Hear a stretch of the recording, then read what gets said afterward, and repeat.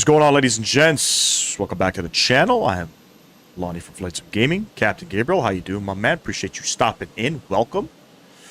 Switched up the flight a little bit, ladies and gents. We were going to head south down to Lima, Peru, but I did notice the scenery available that does not have the newly updated terminal, which this is where I guess Avianca would park down in Lima, and decided to scrap that plan. You know, we'll fly. I didn't even know that Lima came out with a new terminal, but I believe they did a couple months ago. So it's always good to fly in the flight sim when you're going to destinations where the actual scenery looks good and stuff. So scrap that plan. We've opted for a different route, ladies and gents. Still a real-world route flown by Avianca here in Colombia. We're operating service from Bogota to Pasto. It's a really dangerous approach. Challenging approach here in Colombia. Some scenery done by I think it's takeoff sims or something like that. It's some scenery that's available through the marketplace, not through Sim Market or anything like that. And the scenery is not bad. It cost me $10 CAD. Mr. Sam Guilford, welcome. So we're going to give it a shot. Flight time is about 50 minutes. I think on this flight today we're cruising up to about 23,000 feet. So relatively low considering the high altitudes. And yeah, it's actually a pretty stunning approach coming into Pasto. I only did one landing with FSI panel into it, and that's about it. So we are rocking the new Fenix update. An update came out this morning. I think it's patch number 1. So we're going to be checking it out, see how things go. The scenery is really good. By the way, this is the V Pilots, their 2024 version of Bogota. Now, I'm going to be honest with you. The scenery is really expensive. It's $30 CAD. And for previous customers, there's no discount. So I had to buy the scenery all over again. You know, most scenery developers are, for the most part, offering either a discount for an updated version or whatnot. This one, I mean, the scenery is not a bad. It's not a bad airport. I think the texturing and stuff like that in 2024 looks like shit anyway. But overall, it's not a bad-looking airport. I just wish that I got a little bit of a discount. Unfortunately, you can't always get one. I don't know why my jetway's not attached. I thought I attached it. Let's try that again. Let's see if it connects. It should connect. This has a standard jetway. Okay, so that's what we get here with vPilot Sim. I don't know if it's a GSX profile I need to download, but that kind of sucks. I know the jetways work on that side of the terminal. Interesting. There is a GSX update that I have to do again. I had to do one yesterday, but I got another one. I've managed to somehow figure out some of my performance issues with this sim. You know, FS, you can see here, we are using FSR3 now. You can see the little FPS counter down there. I was having some issues where when I was using FSR3 as my frame gen, that the sim would crash, it wouldn't boot up. And somehow managed to make it work. Did a GPU driver update, that kind of stuff, you know, check for things here and there. And I think we're off to the races with this one, ladies and gents. And we are flying, you know, 2024 compatible scenery and an aircraft for this live stream, so everything should work out pretty good. A little disappointed the jetway is not attaching, you know, but hey, it is what it is. The clock and the terminals change when you turn the time back. Is that one of their features? I mean, I guess that's pretty cool. I don't know if this scenery, I'll be honest, I don't know if this scenery is worth $30. I'm going to be completely honest with you. I don't know if this scenery is worth $30. You know, I get that they may have reworked from the ground up for this one. But, I mean, there's options out there for cheaper, you know what I'm saying? There's options out there for cheaper, so slightly disappointed with that. I mean, vPilot, it is what it is. We only do this, you know, to showcase on that. We only purchase scenery just to showcase things on the channel. Raymond, what's going on? Let's request boarding. And let's see if this guy connects now. It's connecting. All right. Sort of, not really. Actually connected very well. I don't know why. Maybe it's just an exterior view. Sometimes I've noticed... Oh, no, it's fully connected. It's fully connected. Okay, jetway's working good. Scrap that, scrap all that I said. All right, today, ladies and gents, again, we're flying from Bogota over to Pasto in It's sort of in the southwestern area of Colombia. We are Avianca 8599. And real world flight, ladies and gents. Don't get it twisted. We didn't fly to Lima. We're not flying to Lima only because the scenery is not updated. I don't feel like flying out there. Also, each leg is about 2 hours and 40 minutes out to Lima. So, the doors are open, bro. Chill, chill, chill. 129 passengers, under 2,000 kilograms of planned cargo, about 5,000 kilograms of planned fuel. We'll load up the aircraft. Beautiful. That's a pretty big slammer down there. Beautiful. Add suit tab. Let's get things going here. AOC menu. Flight in it. Flying on VATSIM. We're not going to get any ETC out here. That's just how it goes.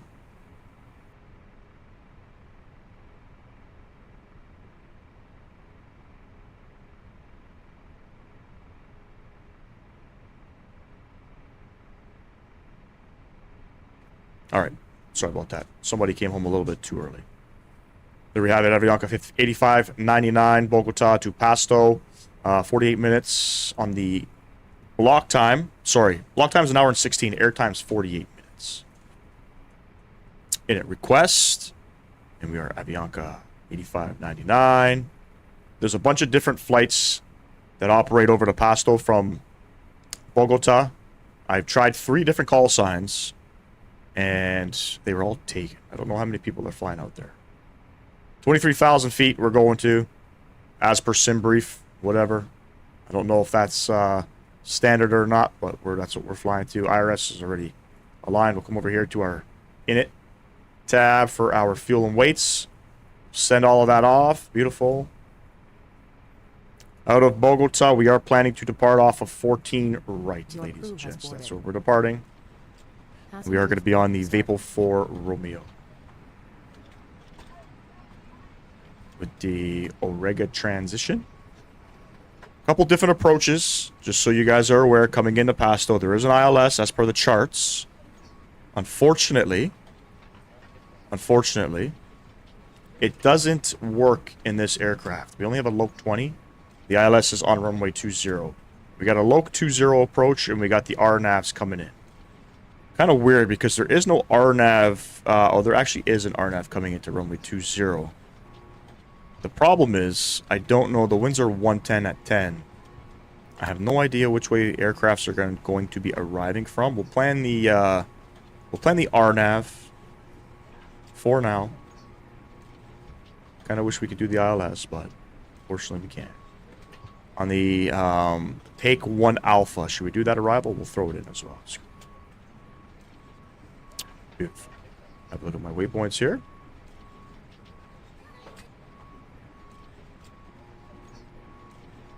I think we're going to be okay.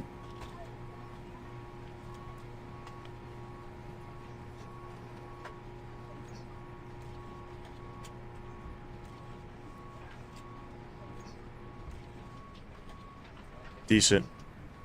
I'm happy with that. As happy can be. Perf tab. Let's get our performance numbers. 14 right. It's dry outside. It's not raining. Calculate. 48, 48, 48 on our speeds.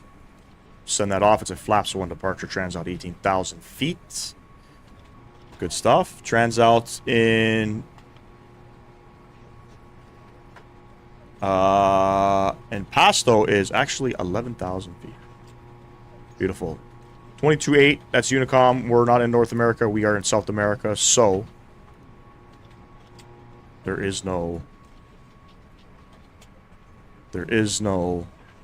CTAF. Altimeter 1028. Let's go ahead and set that up as well. And we'll set 23,000 feet up in here. Pretty much ready to go here. Sim feels a lot smoother. Probably because some of these sceneries out in South America aren't super demanding for performance. It's one thing I've noticed when flying out here. They're not super demanding. And you can see the textures and stuff, and some of the textures with the terminal and stuff popping in, and that's, I'm sure that has to do with maybe some of the settings that I have to help improve some of the performance. All right, let's go ahead and re-chat here. Hoverboard, what's going on? Kelly, hello. Local aviator, welcome, welcome. I have emails to send. I'll definitely get them. Absolutely, I'll take your word for it. You picked the fun one to fly into? Yes, yes, yes, yes. It's going to be quite an experience. But let me tell you, this aircraft, it handles... I don't know if the new update that they just released this morning, if the aircraft handles a little bit differently. I'm kind of hoping it doesn't. But it's definitely nice. It definitely flies really well. So I don't think we're going to have any troubles with that. The aircraft is really floating. We are flying the 320 today, just so you guys are aware. RNAV is super easy with the Airbus. It is, yeah. Was looking at the charge for this airport. Yep, definitely. I think most of the approaches are done on runway 2. Believe it or not. That's a nice little circle to land approach. You know what? We could probably change that up. Hold on one sec here. Usually they are... I don't see any aircraft landing on 2-0. If I look at the winds... I mean, for the most part, it seems like I should land on that runway. But we're gonna... You know what? You guys want to spicing it up? Let's fucking spicing it up. We're here to watch... We're here to watch aircrafts, you know what I mean? I mean, it's pretty boring enough that we're flying an Airbus. At least let's make it spicy and do some circle landing. Let's change this up. So we'll do the RNAV runway 2 instead. Done. Beautiful. That's where most aircraft, like, most of the flights coming into this airport are flying that approach anyway. Believe it or not. So I don't really see, like I said, many aircrafts landing on 2-0. The ILS doesn't work. I don't know if it's a scenery thing, if it's a Navigraph thing. There is no ILS programmed in the box there. So the glide slope and all that stuff comes up, but it does not fly. It does not fly, so.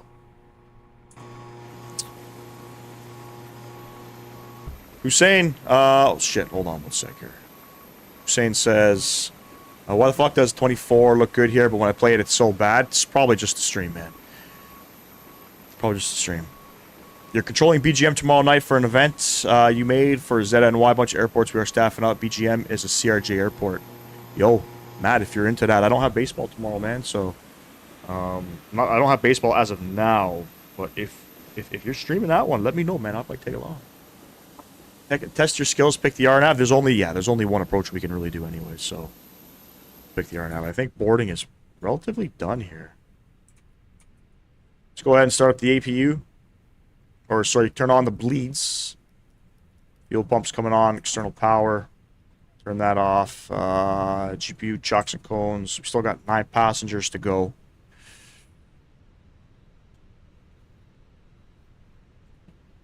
I don't want you guys to get too excited about the scenery in Pasto. It's not the best looking scenery. I paid $10 for it. I paid $10 for it. So we're gonna give her a rip. The Lima scenery is just not prepared enough. With the new development of Terminal 2, where most of the aircraft are going to. It just didn't make sense, you know. Didn't make sense. But yeah, this scenery here, I mean, $30 Canadian. It's the V-Pilot's, I guess, V2 for Microsoft Flight Sim 2024. Kind of sucks we did not get a discount, you know, having purchased the other aircraft, or the other airport. But we move on from these things. It's still a pretty good airport. It's the best one available to the sim currently. Let's go with the GSX. Let's go ahead and prepare for pushback and departure.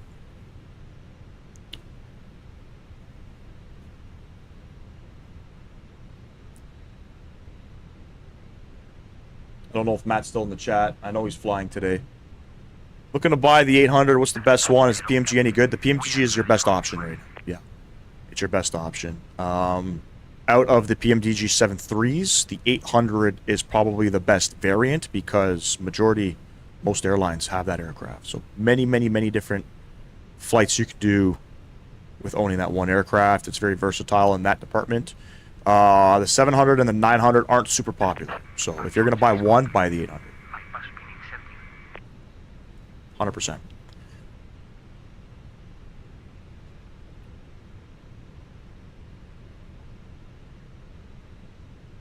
Still don't have your yoke?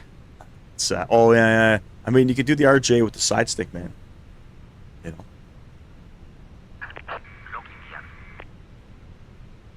know. Captain Gabriel, is there any good scenery for those two airports? I don't even know what BGM is. BGM is Greater Binghamton. What the fuck? And then what's the other one? ZNY? I feel like I should know ZNY. It says no results found. Huh. Yes, the 800 does have the most operators, yeah. Alright, what the fuck? What gate are we at, ladies and gents? What gate? Gate 74. Quick edit pushback. So much nicer without Chaseplane, to be honest with you guys. Everything just works. Alright, we're gonna push back onto this lane here.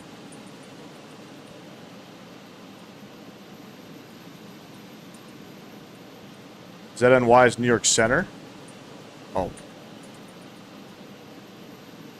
Exiting from editing mode. Please wait.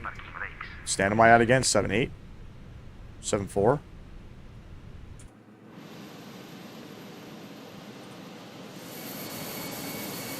Stand 7-4. Marker brake coming off. Oh boy. I know I changed. I know I changed this. I know I changed this. I did it on stream.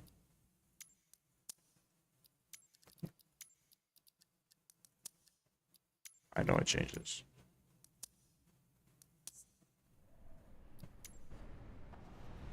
I know I changed this. Alright. Welcome to traffic. Avianca 8599 pushing back stand 74. Oh my god, there's a fucking pilot in here? What the fuck is going on? How do I get rid of this? I don't want to pause in and out of the sim too much because where's the... I know there's one here for character quality. No. How do I get rid of the character? As I'm pushing back.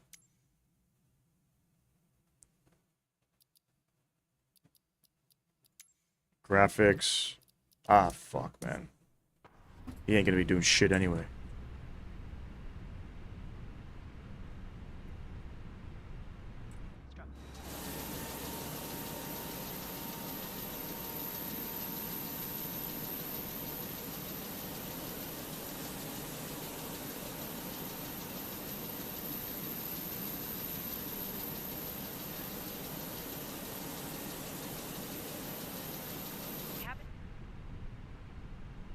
Go ahead, spool up engine number 1. How do I get rid of that guy? I don't want him in there.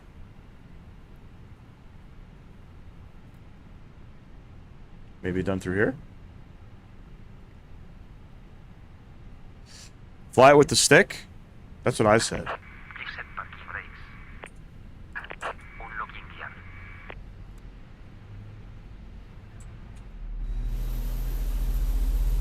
That's exactly what I said.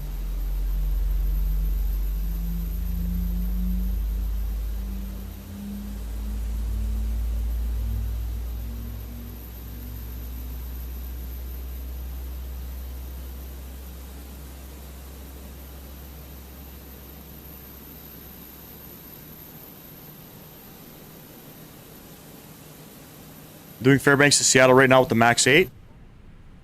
Pretty sick. Alright, I think we're good to go. EPU bleed. Master switch coming off. Nose lights over to taxi. We'll flip this guy over. Back to the norm position. Flaps 1, I think. Ground spoilers. Transponder. Auto brake. And I know we're trimming something here. Perf. Down 0.4 on the trims. There we go. Beautiful. We're all ready to rock and roll. All right, we're on taxiway Foxtrot, or lane Foxtrot. We'll taxi to 14 left via... we'll go Mike Hotel. Hotel to Kilo 1. Let's go ahead and make some calls here. And Bogota traffic, Avianca 8599, taxiing to runway 14 right via lane Papa. Mike, Hotel, Kilo 1. Bogota traffic. I think I got that right. Who knows? Parker brake coming off. Let's get the f*** on out of here.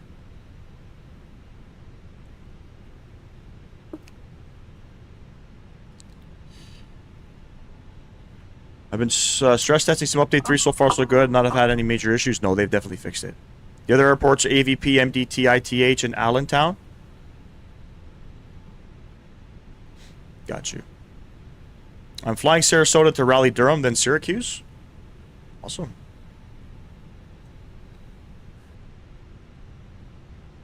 Good stuff.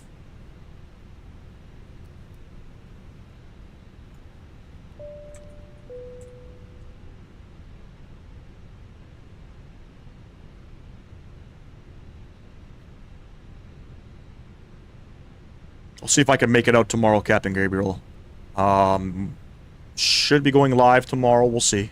Should be going live tomorrow, though. I don't know if there's any scenery for Binghamton, to be honest with you. With the Breeze A220. Oh, you're flying so real life then.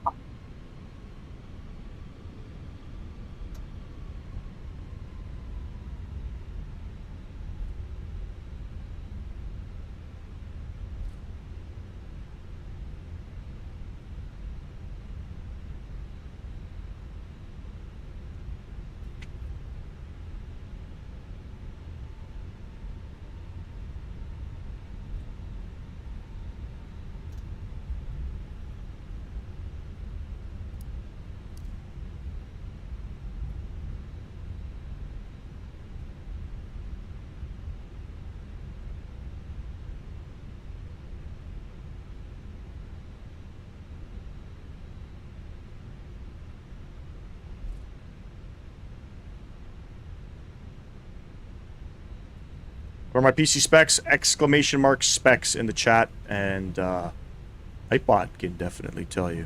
Speaking of Nightbot, hold on.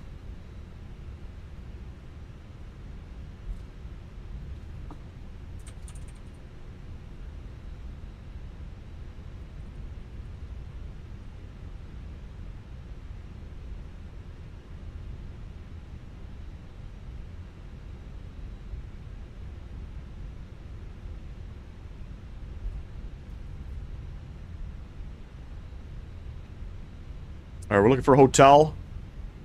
Yusty, what's going on, man? We are flying from Bogota to Pasto in Colombia. I think I'm saying that correctly. I have no idea if I am.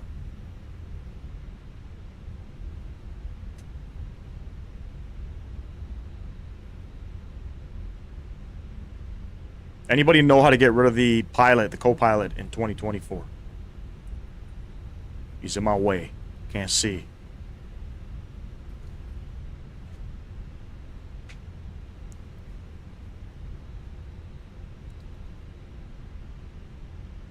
Yeah, we're checking out some challenging approaches here. You know, kind of playing around and seeing what scenery is available in 2024. Risky, what's going on, man? Appreciate you stopping in. If you guys haven't done so, double tap that screen for me. I greatly appreciate that. Appreciate all the subs as well. Thank you, thank you.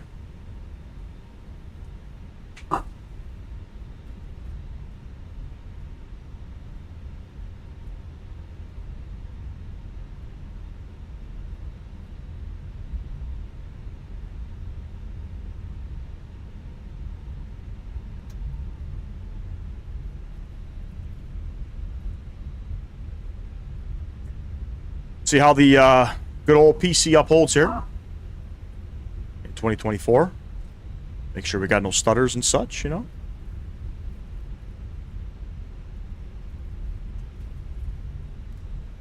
I could probably increase some of my settings a little bit. I think 90 FPS is good.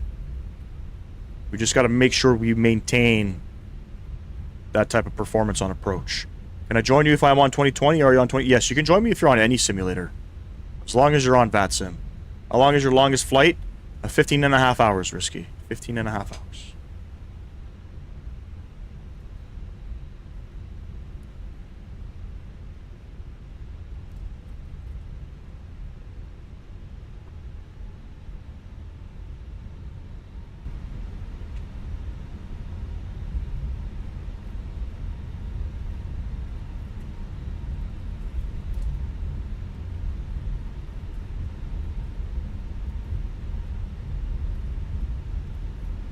We are making the return back to Bogota as well.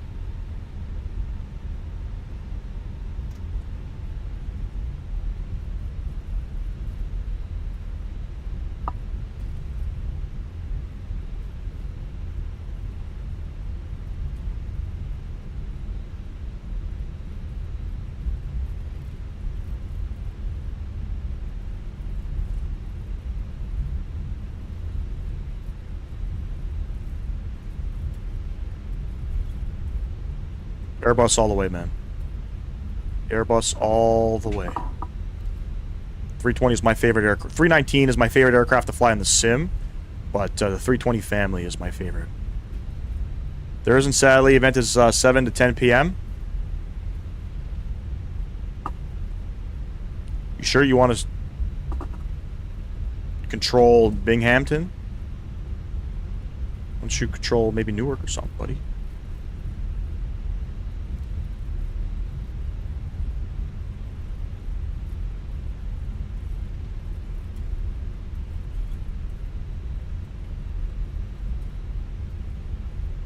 Janie, what's going on, man?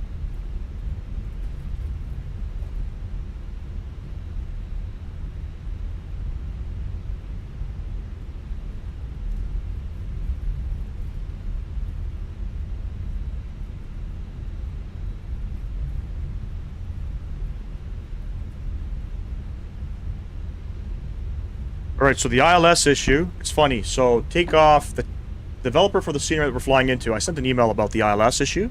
And they responded and said it's a Navigraph issue. Now, I've been down that road with Navigraph before, where the Phoenix Airbus I think it was the 320, wasn't, the Yoke would be off like 5 degrees at some airports.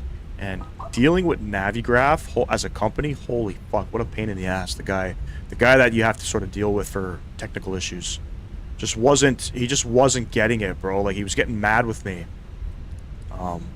So that's disappointing. Would you recommend 20 or 2024? Right now I recommend 20. It's just better. But if this is how 2024 is going to become, 2024 is going to be the sim of choice. You're a 321 Neo guy? Create a virtual airline and I'll be the first to sign up. I don't know if I'll be doing that. So many things, I guess, so many different things to do. You know, virtual airline probably sounds like a lot of time.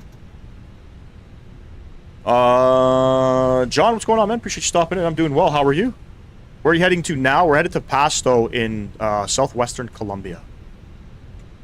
Scenery done by Takeoff. I should fucking know what their actual thing is. Hold on. Takeoff Studio is the developer.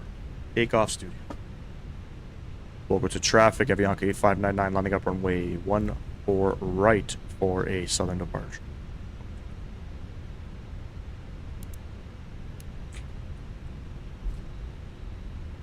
Let's do it, friends. Let's do it. This is a 320 today, John. We're doing some challenging approaches in Colombia. I have played 24, but always FPS drops when about to land. Any idea for the setting? I mean, lower some of your graphics settings. I had that same issue yesterday flying into Raleigh Durham. And then your SimCFI told me to get auto FPS, which helped on my second leg. So we'll see. Right now, I'm finally using FSR 3 for frame gen. You know how the sim has native frame gen built in. So it wasn't working before. My sim would actually crash and stuff, but we ended up sort of playing around and figuring out what's going on in FSR The FSR frame gen is working now, so this realistically is going to be our sort of test stream. Dedicated supporter from India. I appreciate you, Mercer Boy. All right. Throttle's going up. Let's get on out of here. I used to fly for United Virtual and Alaska Virtual. It's lots of work, I know. I got kicked out of Air Canada Virtual Airlines. Just, they're demanding. Manflex 46, SRS Romeo Auto Blue. They're very demanding.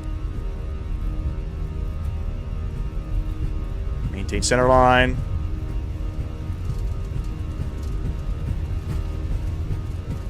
I might try X-Plane 12. Thinking about it. Takeoff roll looks pretty good. It's not super stuttery. 100 knots. Neutral.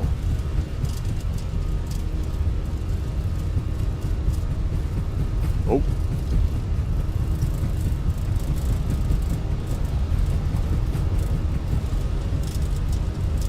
And V1. And rotate.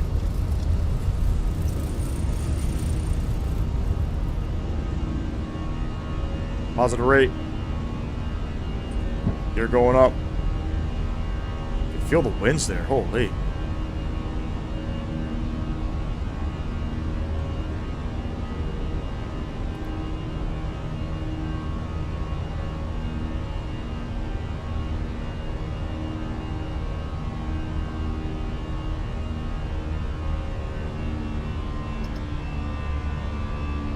Climb detent is in.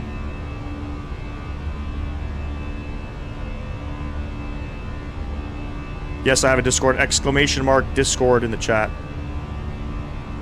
If you guys can't do it, no problem. I'll pull it up in a second. It was more like a slight headwind. But, just the rudder movements were a little... Flaps coming up.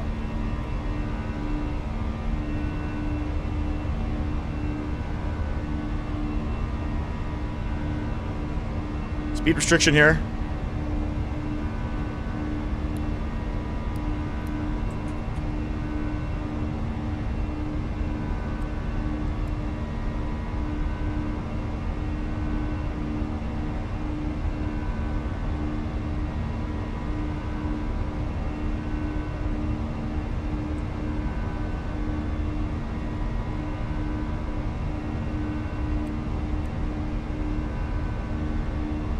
I don't know why it wants us to go that way, but okay.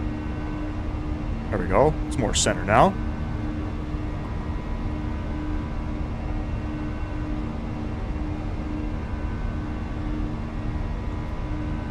Okay.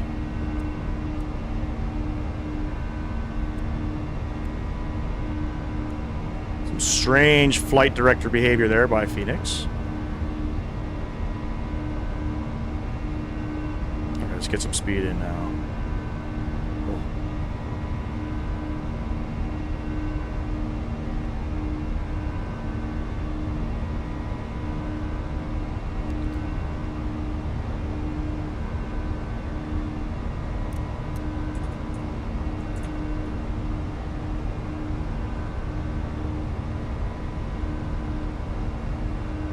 No, I have not. No, John.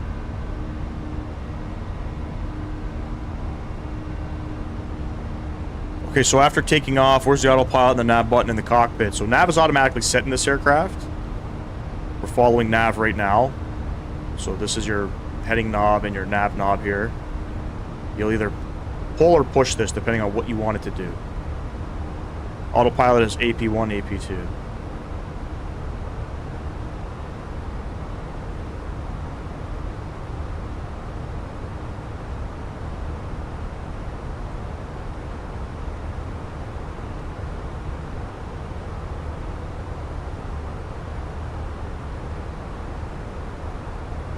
We're only cruising up to 23,000 feet today.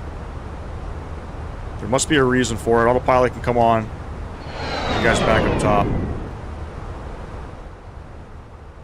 Sound's coming down. Let's have a look at some of these gorgeous views if we'll get any.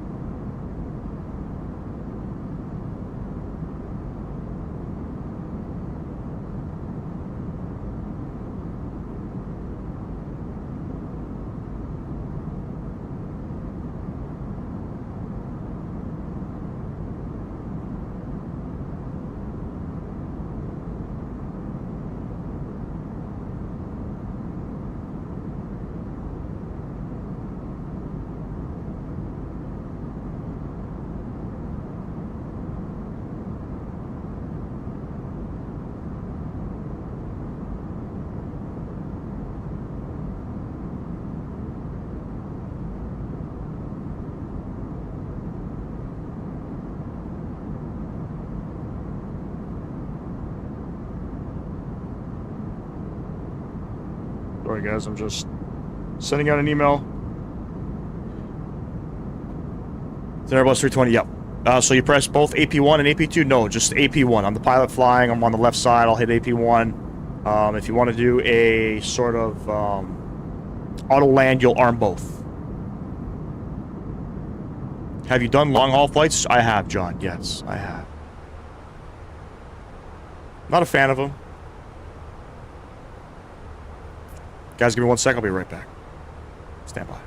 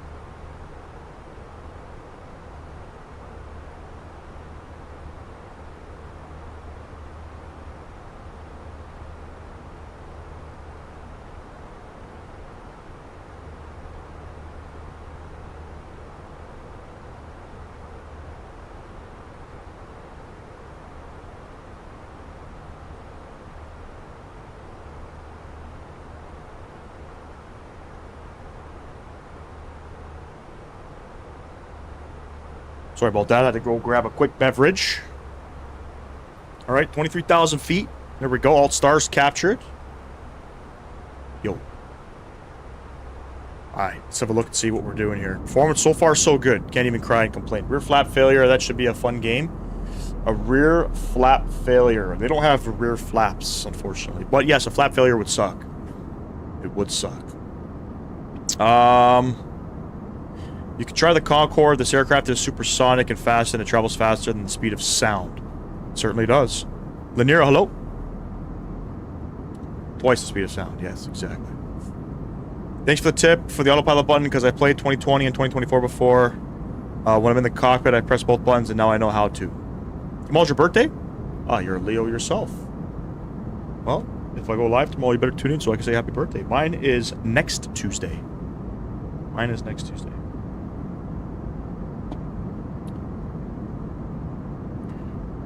Alright, let me see when top of descent is. Let's see if it's even worth putting any music on. Probably is, right?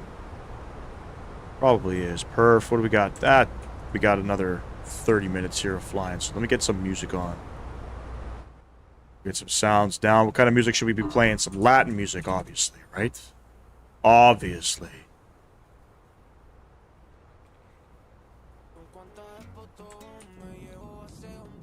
How can we not be playing some Latin music?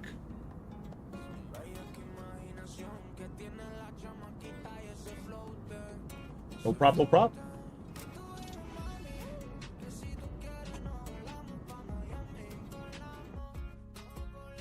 Avianca, Colombia. If you guys haven't done so, double tap that screen for me. I greatly appreciate it.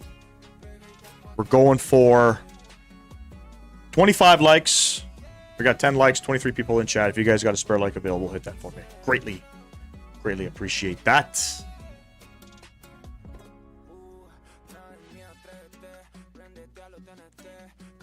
Long as the flight, 48 minutes.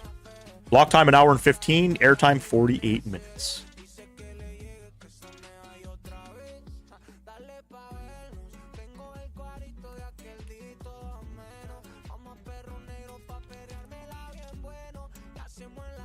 See if we're going to have any traffic out here. I don't think we're going to. Not a lot of people fly. Actually, we do have one aircraft coming in.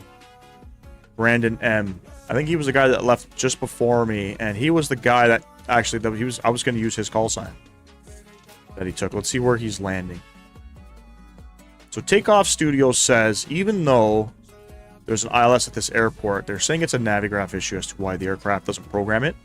But they're saying that you should still be able to fly it. I'll be honest with you, I tried to arm the approach. It would not arm. When I was using FSI panel, could not get the glide slope to capture. Low captured. Yes, yes. Oh, happy early birthday. Talking to me? We'll be live. We should be live next Tuesday. We'll do a birthday stream. Twin Otter DHC for 6 for short flights. Not really into the GA stuff. You know, I'm feeling pretty familiar with the Kodiak 100. But typically shy away from flying anything GA.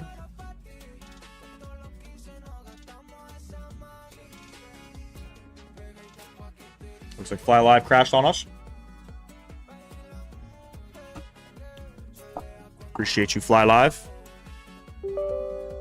I'm probably going to get Sim Toolkit Pro or something, or Volanta to help out with this.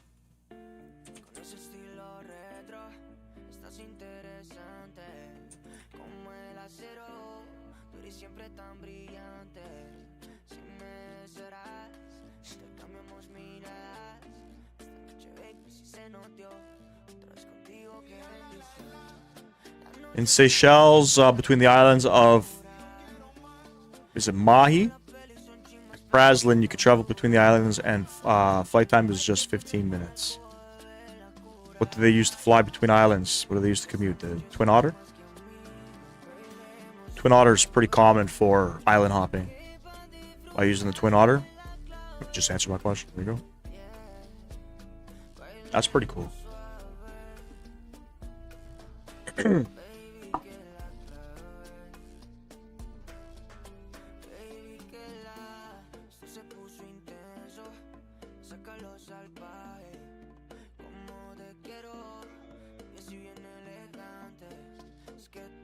Alright, looks like this guy here, Avianca 8585, is going to be flying the RNAV runway 2 approach. Good shit.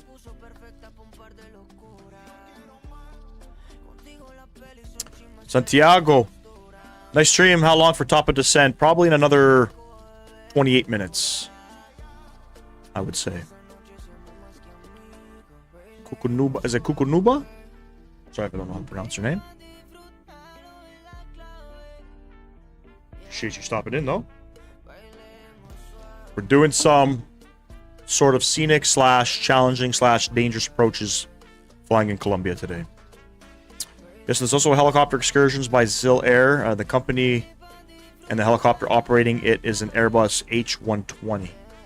They're the ones chartering the excursions. That's pretty cool. There's a new helicopter that just came out for 2024 that I kind of want to get. I'm not going to lie. Have yet to try any of the helicopter stuff in the sim. But, you know, once 2024 is working fine and dandy, we'll dive and take a better look at what's going on. You almost got it. Accent on the last syllable. Got you. Nubia? So, Kukunuba. It's not Kukunuba. You said that was wrong. Nubai? Kukanubai? Too many people on the vertical today? Nope. Relatively quiet. Frank, what's going on, man? Yeah, you could definitely buy it. I'll tell you exactly which one it is, too. The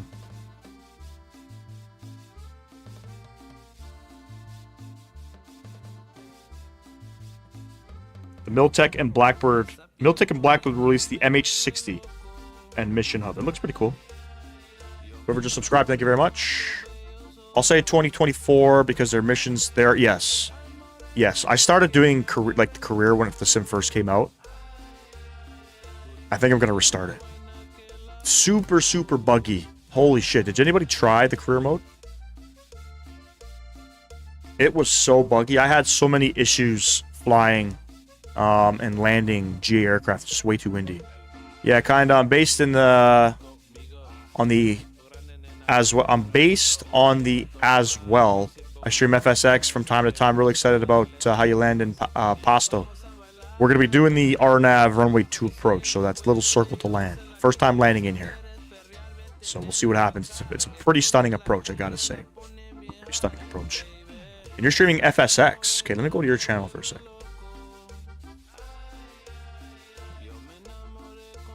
Where are you streaming it? Santiago. Must be on a different platform.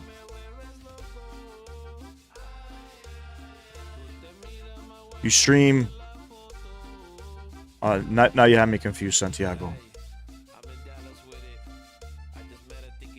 While 2020, you have to do free flights and also landing challenges and other activities. I completed most of those. So in the career mode in 2024, I've worked up to getting my airline transport license.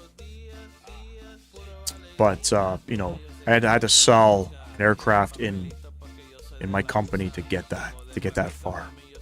It's probably one of the worst decisions because you can make passive income, you know, with having one aircraft,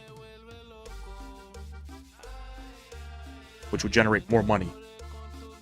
So, I don't know how to restart career mode. We'll have to see.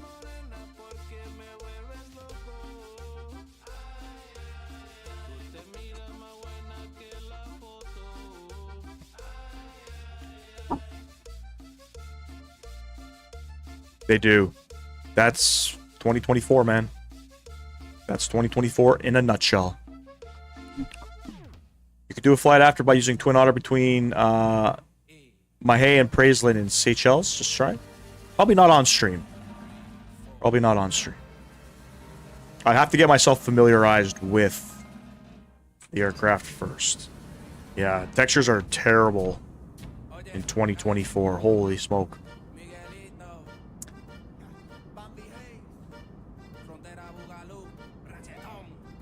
Here in YT, David March music just for fun on so my VATSIM flights are recorded. Hopefully one day we'll get a better PC to flight Microsoft Flight Sim or X-Plane. David March music.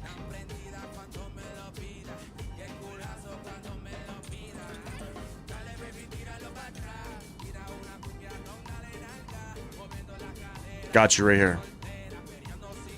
Oh yeah, here we go. I see you flying here. Good stuff, man. Are you from Colombia?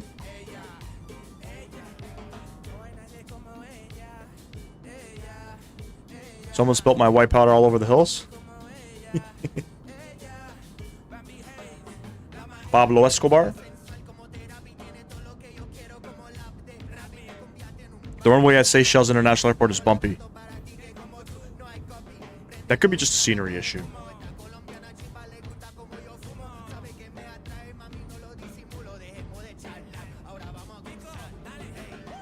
Avianca.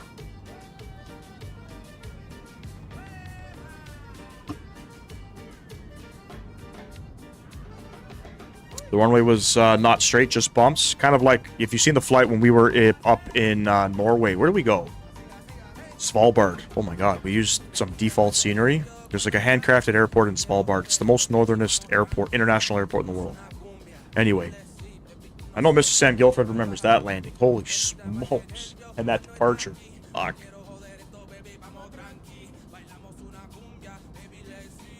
It's not good. Thanks for the subscriber there. Appreciate you.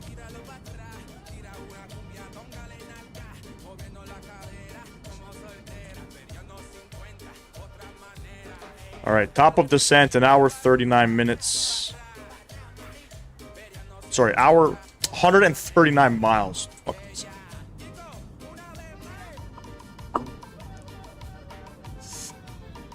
Tony, I'm sorry, we're not doing a barrel roll.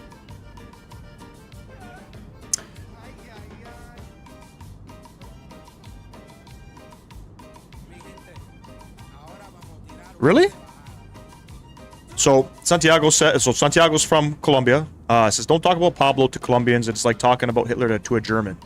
Love flying. U.S. Colombia is more IVAO. So I was watching. I don't know. I was watching some documentaries, some like YouTubers who travel around the world. You know, this one guy was traveling through Colombia, through some cities where Pablo Escobar sort of helped develop. And a lot of people, you know, a lot of people have a lot of positive things to say about Pablo. Not saying that, you know, that he was a great guy and whatever, because obviously when you're caught up in the drug trade, it's a really sticky sort of topic, right? And all the killings and stuff like that. But for some of the communities that he helped develop, just those people just have nothing but nice things to say. A lot of people surprisingly had a lot of nice things to say about Pablo, at least from what I've seen in the video. But you're right. Now in Germany, if you know, salute Hitler or anything like that, I think there's like jail time. They don't tolerate anything about Hitler in Germany. I found it weird, like how the people from Scotland construct the airport at a beach, like there's no asphalt on runway, just sand, but hard. I think it's a Barra Airport in Scotland. Some airports are like that, yeah.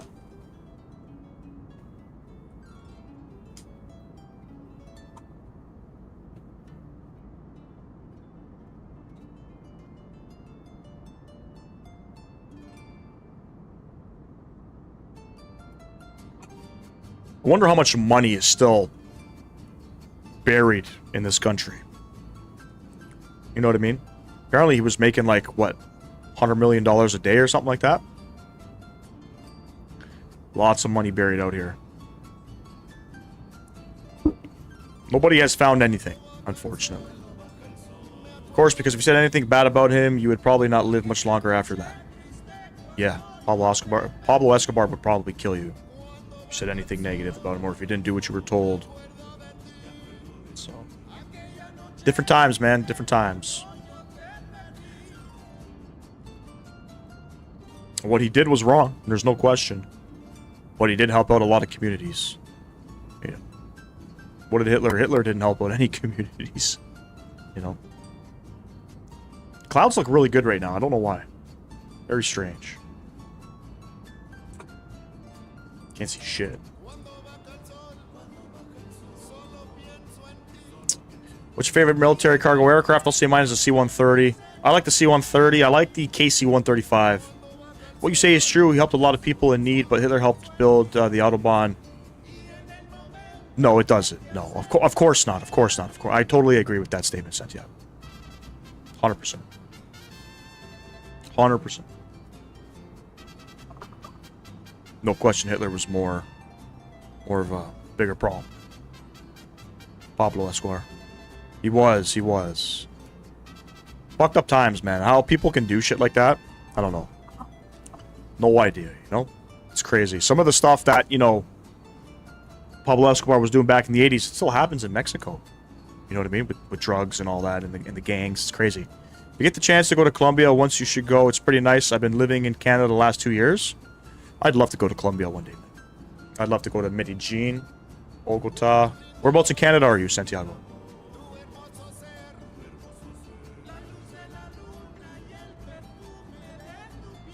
Yeah, I don't know what kind of music they listen to in Colombia. I just put in Latin music.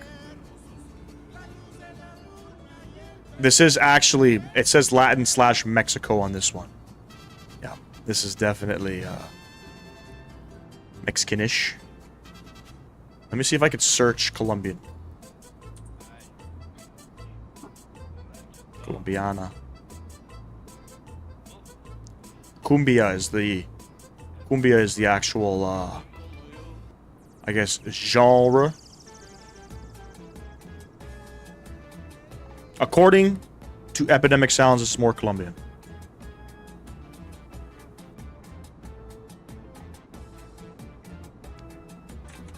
Alright, we gotta be coming up close to our top of descent here. We are. Enter destination data, 106 miles. Alright. In Pasto, we have the winds 110 at 10. QNH 1022. I'll check my trans alt. I think it's 11,000 feet. Temperature's beautiful, 23 degrees. The winds 110 at 10. The winds were variable earlier. Shifting around. 11,000's trans alt. Minimums are going to be probably 6,300 feet. Beautiful. Plug in some fixes as well.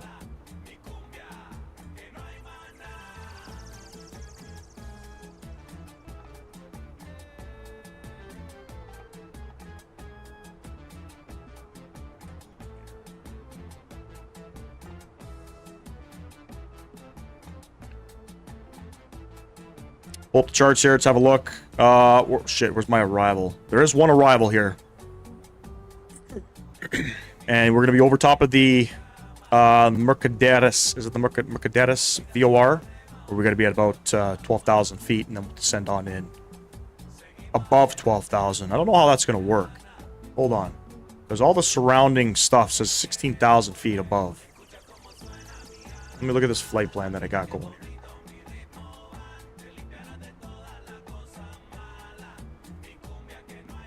Okay, we'll make it work. Everything's plugged in. We'll make it work. Auto brake. We're putting medium auto brake because it's a short runway. And this is sort of what the approach is looking like. So we're going to be coming in from up here.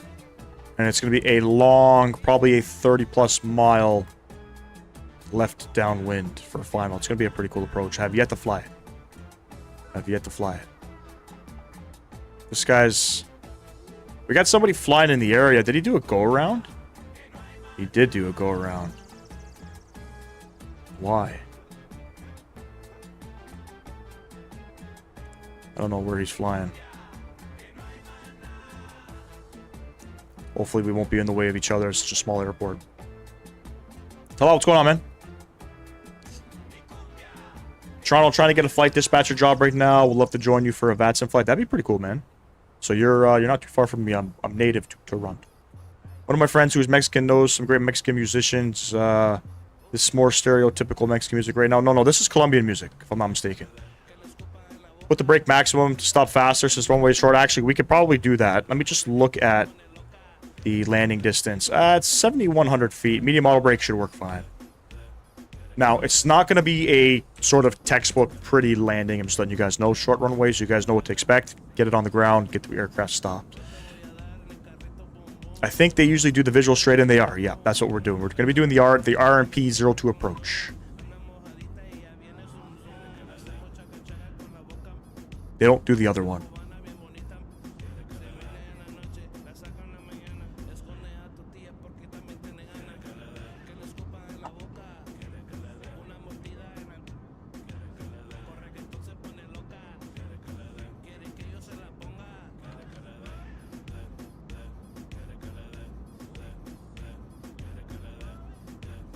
This is more like reggaeton, if I'm not mistaken. Yeah, it is.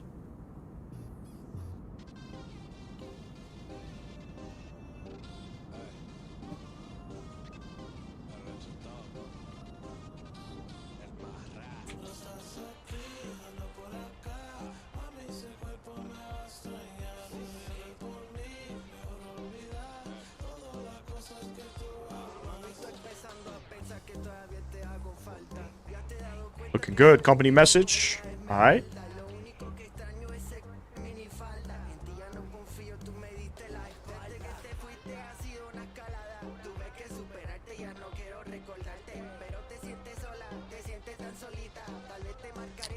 Do menu. Let's get the ATIS information plugged in here. Airport. Pasto. We want the arrival information. Send that off. We'll see if it gets anything. I don't think it's going to, but we'll see. There it is. The weight is available. So let's try something else here. Let's see if we can get it a different way. I think we can.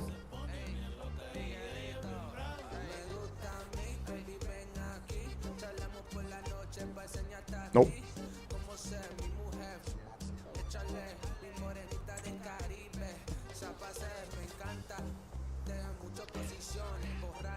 Picture if there was Microsoft Flight Sim 2026 and the graphics are super and ultra high graphics and a better scenery. This is what this sim's supposed to be.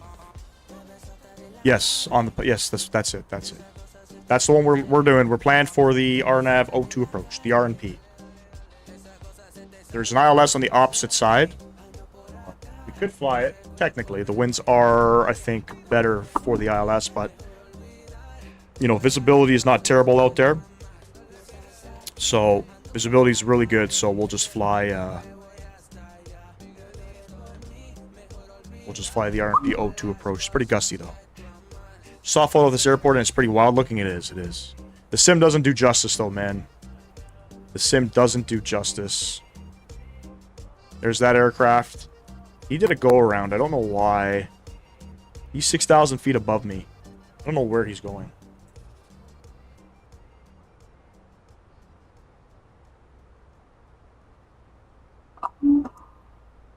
It's like he did a touch and go and just departed back out.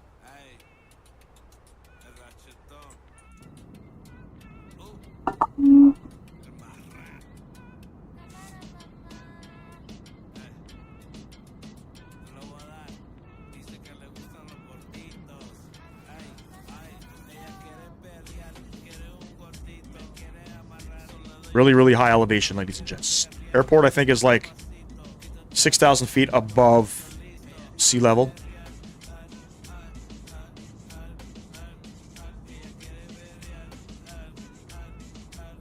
Yep. Yep, and it's going to be gusty coming in. It's going to be gusty coming in. If we're coming in too high, we're going around. Because there's no point in trying to force it. Believe it or not, they got many flights a day from Bogota out here. Many flights.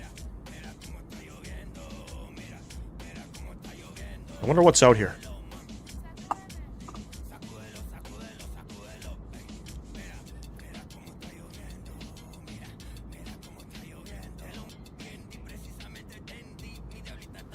Can be dangerous.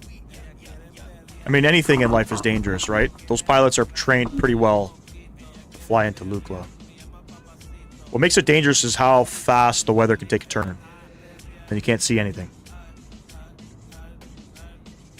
I'd love to go there one day.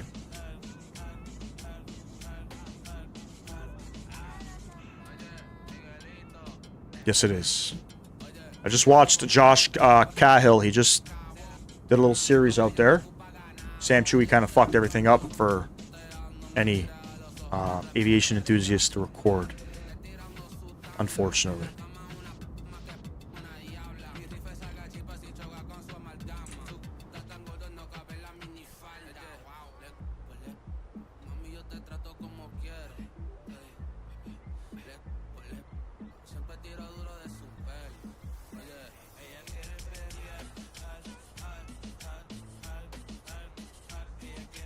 Probably don't have to fly this approach.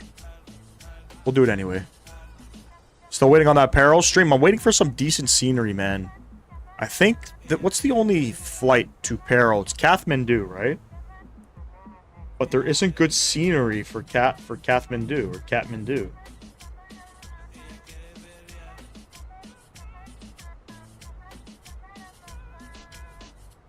Actually, you know what? There's different flights we can do. Kolkata.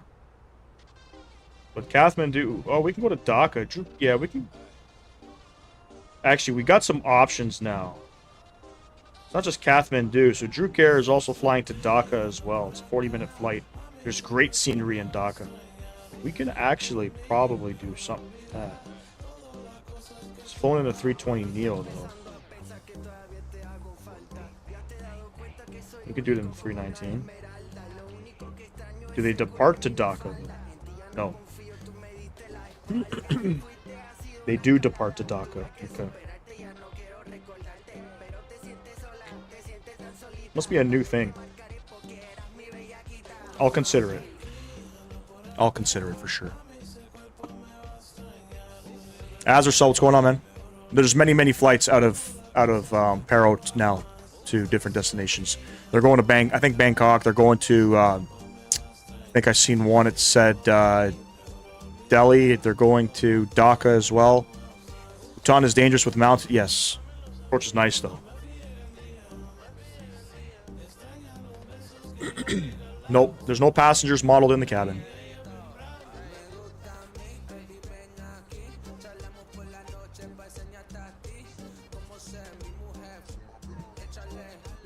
Top of descent 40 miles.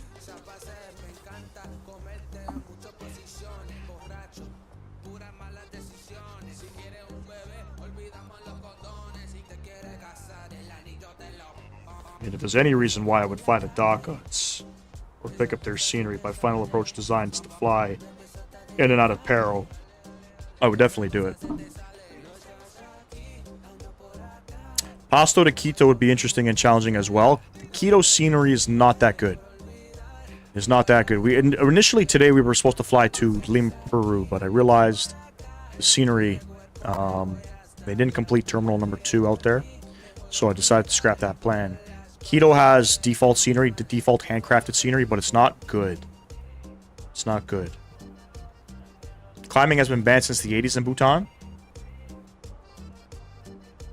What do you mean by climbing? Like climbing the mountains? Like in the Himalayas, that country banned it. I saw a video. It was filmed in the cockpit of a 737 and the aircraft made a super hard landing. Tons of videos. Yeah. That wasn't at Peril, I don't think. I don't think that was in Peril. I've seen that one too. It's a viral video.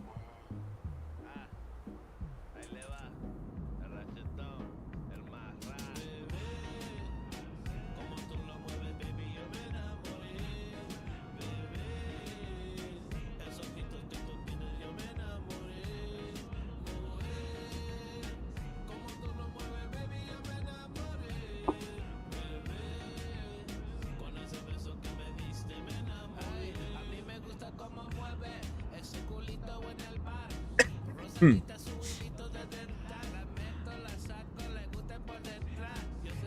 gonna brief myself on a missed approach.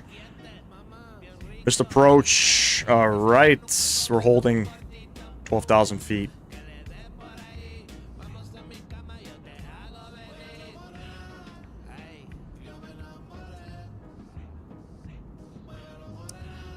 I think the video was filmed in the cockpit in Bhutan. I don't think any 7.3s fly into Bhutan. Maybe. It was Peril? They were carrying vaccines. Okay, maybe that could be it. Climbing the peaks around Bhutan is banned due to religious reasons. Understood. Yeah, I seen the approach. That guy was definitely not stable. Must have been his first time flying into Bhutan. That's why they have like 12 or 15 pilots only like allowed to fly into that airport. How they got approved to fly into that airport? No idea. No idea.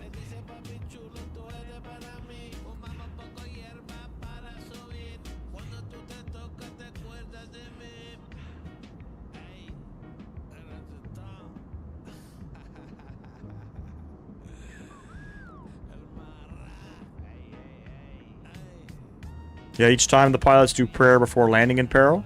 Probably. I'd pray too.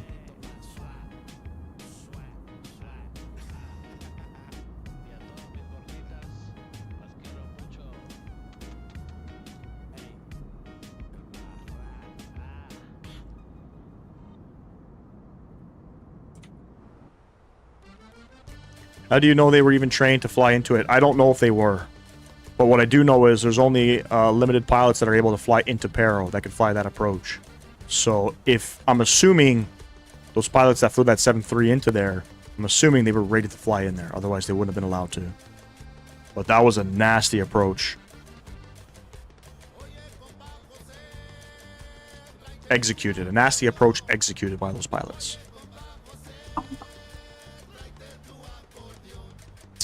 Do a lot of trainings and also must have a lot of experience to do landings there with the tight turn. Yep, there's only, I think, 19 pilots, 12 to 19 pilots, if I'm not mistaken, that are allowed to fly into Peril. Nobody else allowed to fly into Peril except those pilots. And I'm pretty sure that includes the FOs.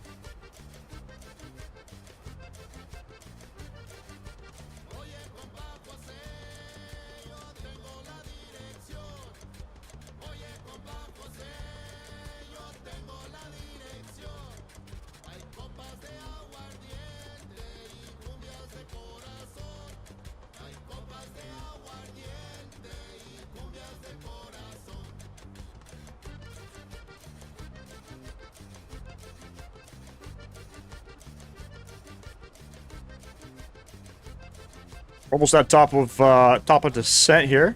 Another 5 miles. I can start descending now, actually. Let's go ahead. Put it into VNav. We can pause the music. Bring up the sim sounds. Sending on in. Hostile traffic, Avianca 8599. We are descending into Hostile on the RNAV 02 approach. We're 12,000 feet. Still traffic.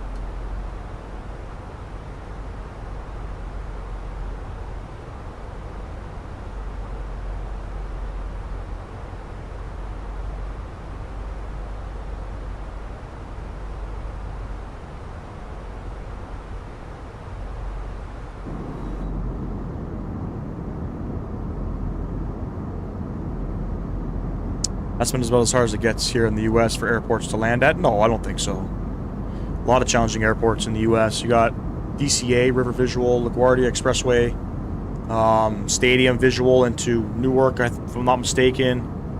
Obviously Aspen is another one. Many different approaches out there. Plus, like, all the ones out in Alaska, too.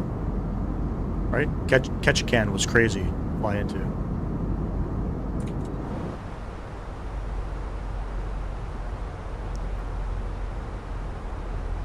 I don't know how well this landing is going to go. Visibility says it's perfect. We'll have to see. Whoever just subscribed, thank you very much. Appreciate that.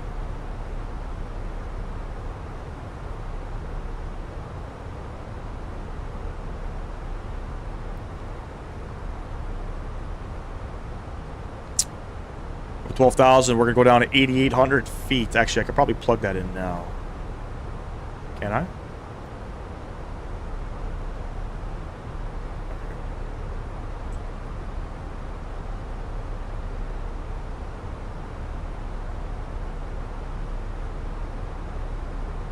We got to get nice and slow as we come in here. Basically, on that left downwind, we got to be almost fully situated for the approach.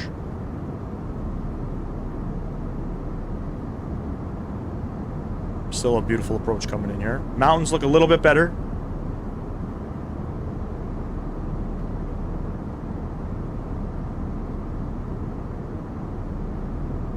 Hovering at about 80 FPS. Just getting much better performance. I think going live plays a factor with that. You should be able to overlay the chart on Navigraph to make it easier to follow the out constraints.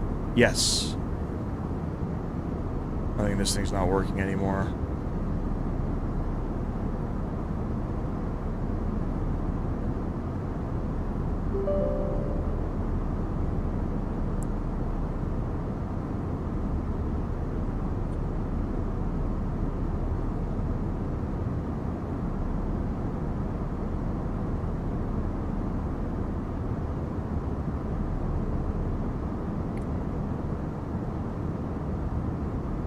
My dad told me in Seychelles that Seychelles pilots were flying a 320neo for Air Seychelles. I've done a lot of trainings and has qualified and has a lot of experience to land in strong winds. Most pilots do. It's not uncommon with the pilot industry, to be honest with you.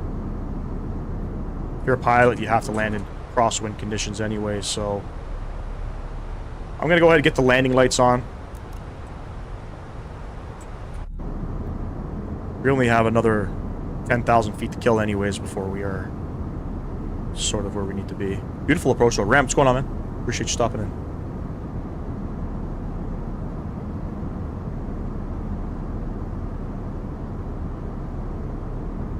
You're saying, so to overlay the charts, what are you saying to do?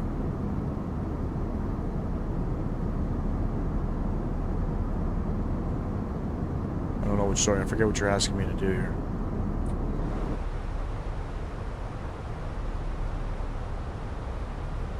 .230 on the speed coming up here, so we're going to activate the approach phase.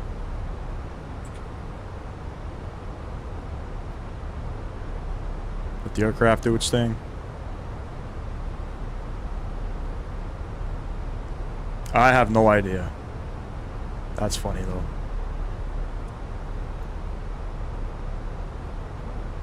Are you using the MK Studios Saitek?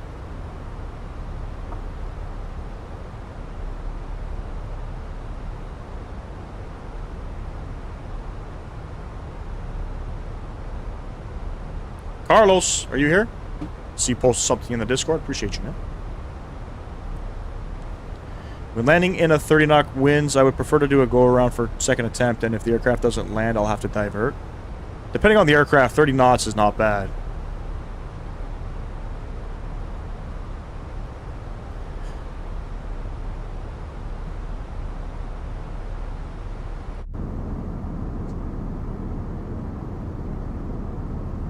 A lot of orange mountains out here. It's not really matching what Navigraph is showing. Kind of, I guess. A little bit, but still pretty green. I don't see much green out here.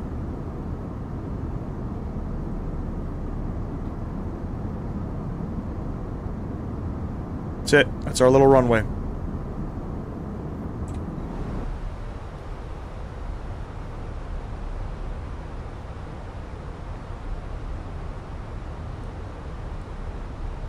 .230 on the speed.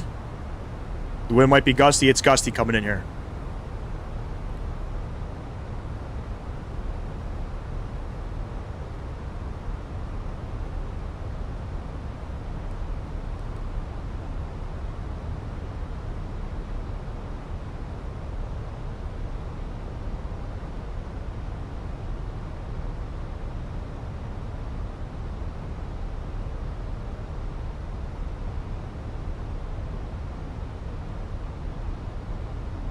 I don't know if we're going to fly the 230 on the speed. I'll fly it manually.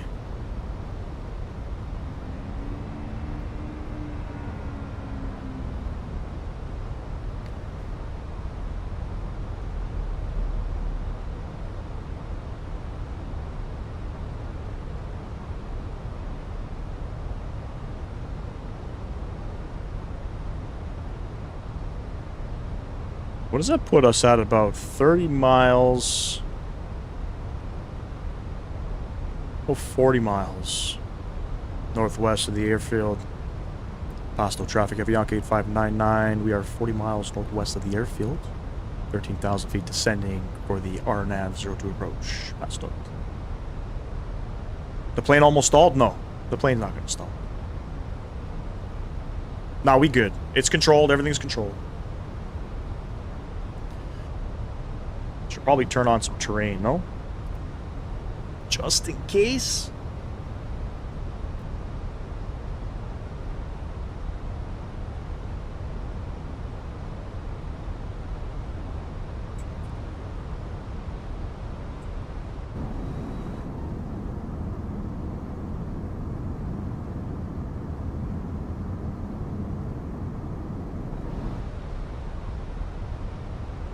$15 miles, we got to be about 180 knots. Start winding this back, 210. Actually, we'll go managed mode. We'll see if it slows down. It should start slowing down. Altimeter is also going to be 10. Well, eventually the pilots managed to do a go around and the aircraft almost touched the runway. Maybe the pilots reduced the thrust, possibly. Oh, sorry, you're responding to, sorry, I didn't see the first message. I saw a typical video where the Indian pilots was landing a 320 Neo Air Indigo in Seychelles during strong winds. The plane almost stalled. Oh, fuck. That's crazy. T-Grade, what's going on? We are flying to Pasto in Colombia. Kozakura, what's going on? Appreciate you stopping in. Welcome.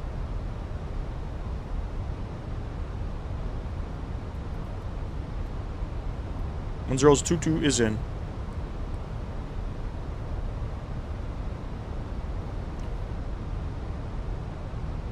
.180 miles in about 10 miles. So we're going to bring out the flaps in a second here.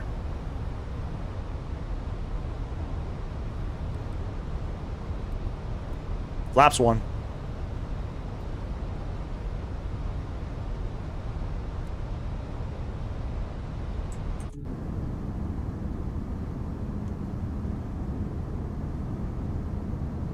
Anytime you say Pasto, I keep hearing pasta for some reason. I almost want to say pesto, man. I almost want to say pesto. Christian, what's going on?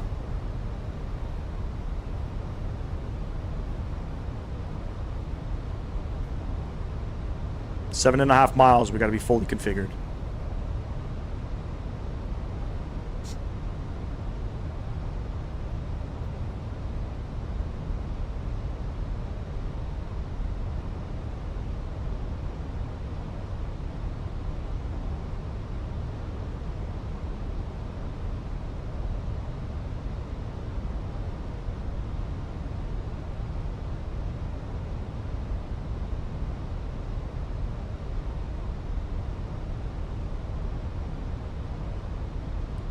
Beautiful. Looking good, I think. Pretty cool approach, gotta say. Santiago, I appreciate you. I'll do my best, man. I'll do my best. Still getting used to the new BFU update with Fenix. I should be able to manage. Level up, what's going on, man? Appreciate you stopping in. But this is gonna be definitely a fun approach.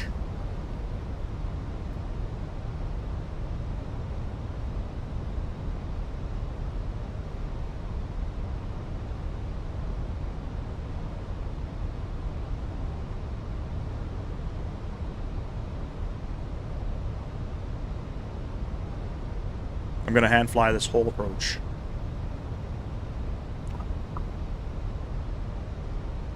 Any moment. The winds are blowing from the south, and the aircraft was sideways. That's not good. All right, 8,800 feet. We got to stay at 8,800 feet. We're pretty much there. We're pretty much there. I feel like we're gonna crash into something. This is looking fucking close, I'm telling you. 100 more feet to go. Get the rest of the lights on. And we'll go flaps 2, gear coming down.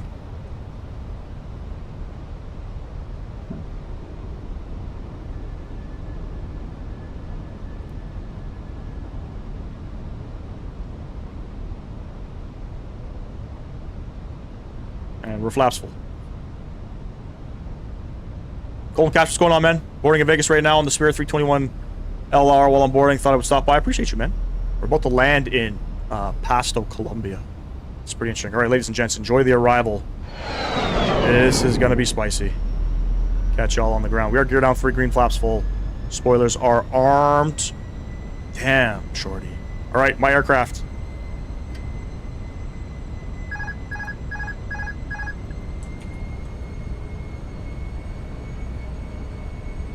Airport's over there somewhere. This kind of reminds me of flying in Quito.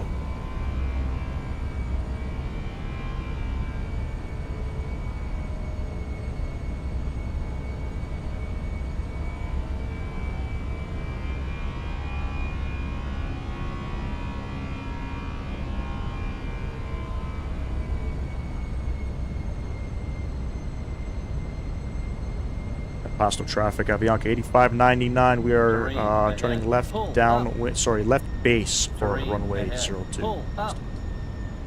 Terrain ahead. Pull up.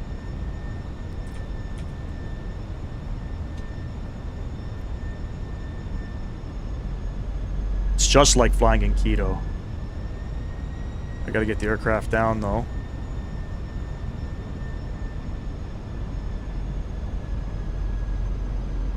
Flight director's not working.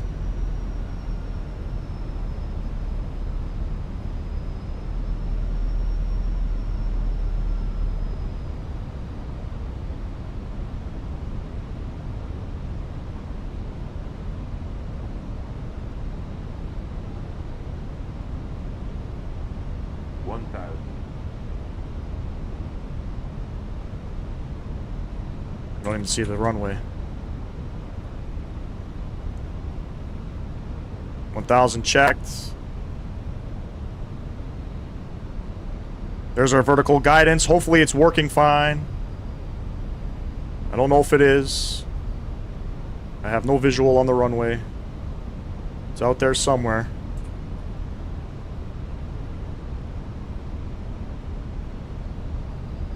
Let's get back to about 800 feet per minute.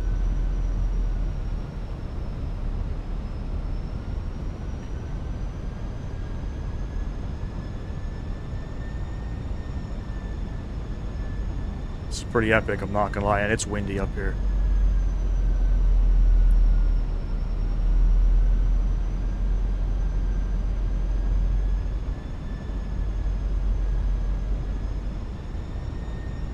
It's windy. The aircraft is literally blowing around. But this is a pretty sick approach, man. I still don't see the fucking runway.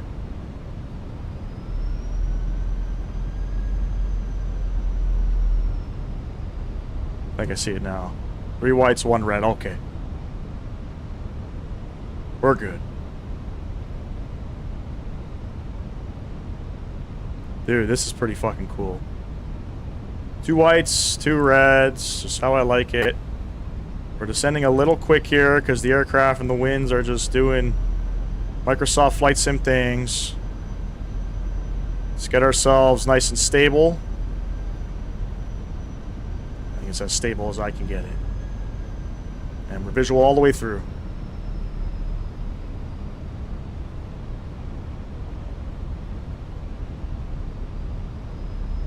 Oh yeah, we're blowing around in the winds. Look at those winds.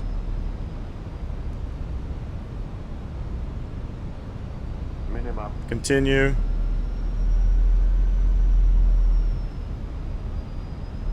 $300. 100. 50, 40, 30, 20. Retard. Come on.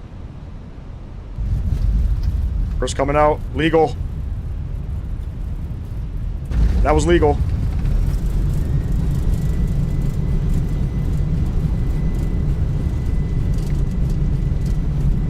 $70 knots. First are stowed. That was legal, friends. I'll take it. Onto the manuals. Oh my god, my heart's racing. That was pretty... That was an epic fucking approach, I gotta say. Very impressed with that approach. First time flying it, too. So. The winds are probably why the other guy did a go-around. Well, we don't do go-arounds here.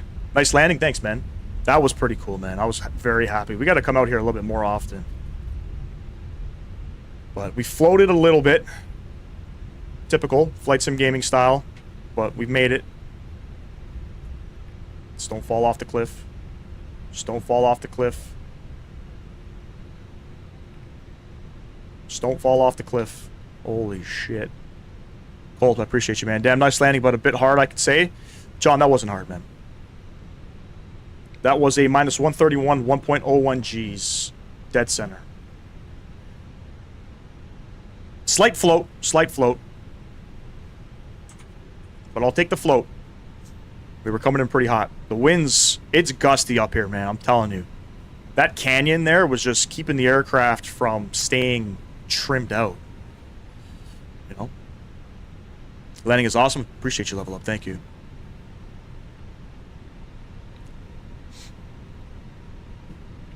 And we'll stop the clock. 58 minutes on the flight time. Beautiful. And Pasto traffic. Avianca 8599. We are now backtracking runway 02 to the gates. Pasto. All right. Let's get on out of here.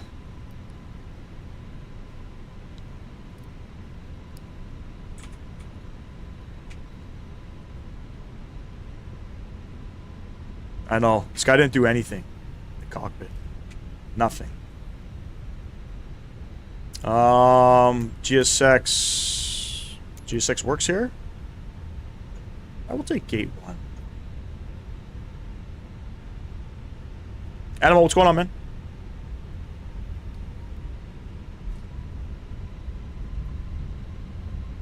When you play this game, be careful of hurricane season. Got you. Guys, if you guys enjoyed that approach, double tap that screen for me. Double tap that screen for me. I gotta have to take a look at that landing. So I start deboarding here. Curious to see how it worked out. Zayed, what's going on, man?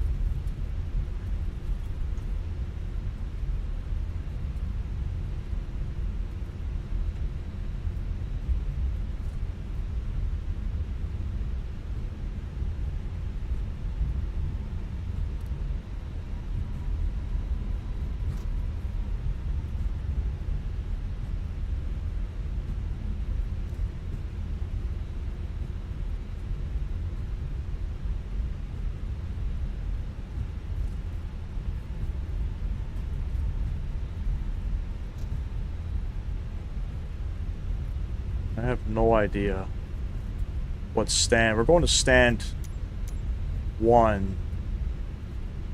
Right over there. Okay.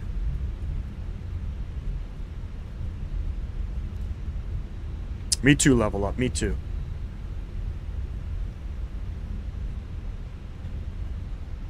We probably could have done the ILS, but this is the approach that they do most often out here.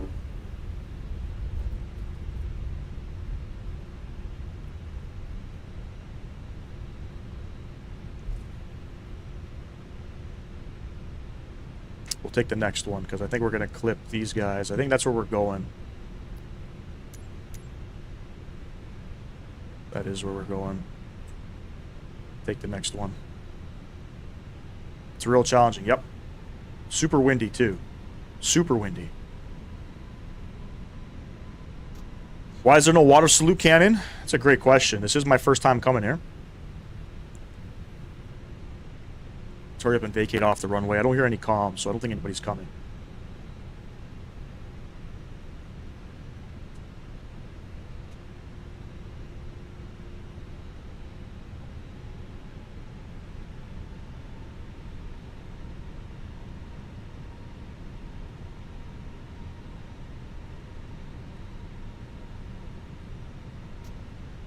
Hostile traffic, Avianca 8599 vacated runway 2.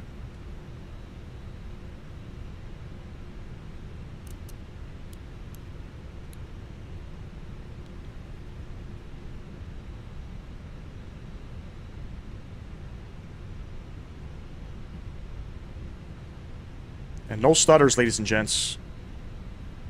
No stutters. Oh my god, we're going a little quick here. All of a sudden, we got a little burst of thrust there.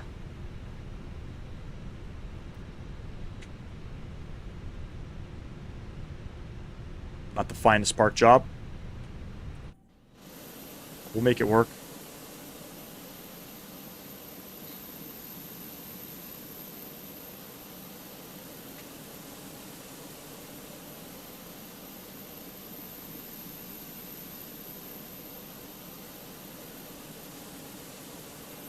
Right on the money there. Park and brake is on. APU bleed. Get those guys on. Son of a gun. There we go. Let's go ahead, shut them down. Those guys coming off. Son of my gun again. Get our fuel pumps off. Beacon light coming off. And seatbelt lights. Come on.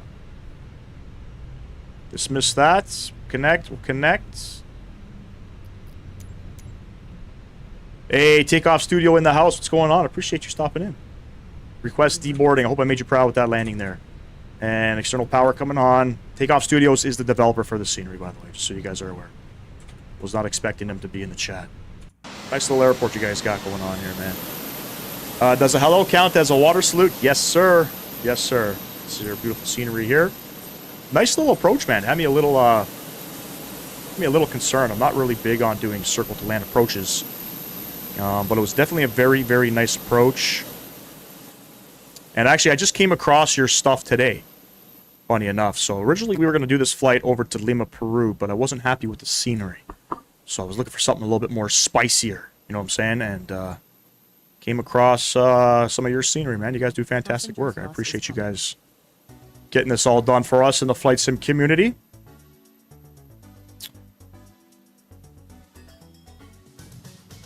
Go shout them out. Go check them out, ladies and gents. Takeoff Studios. You can get their stuff. Some stuff is in... it's on Sim Market, I believe. I got this from the marketplace. So, all right, ladies and gents, we're going to do a little deboarding here.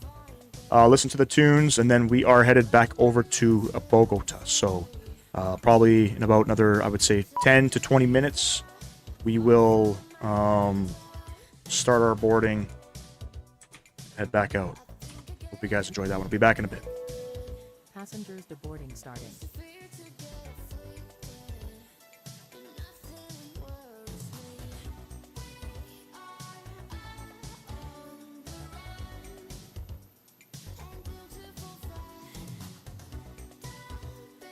Did I see the go-kart? I did not. Hold on, let's go see.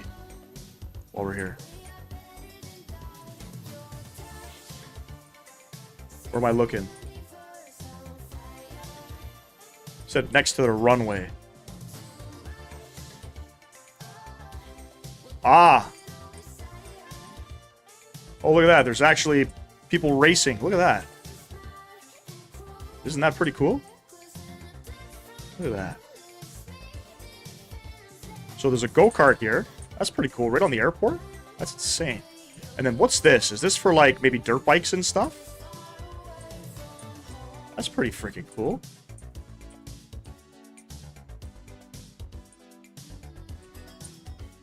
It's awesome.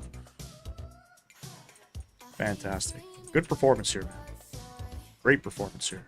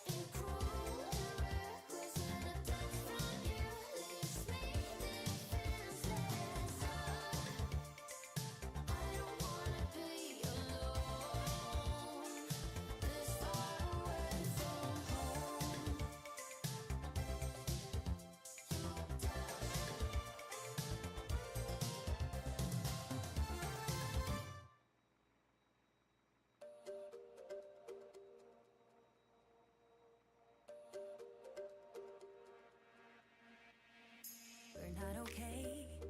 I look into your eyes and see you fade away. But we're not the same.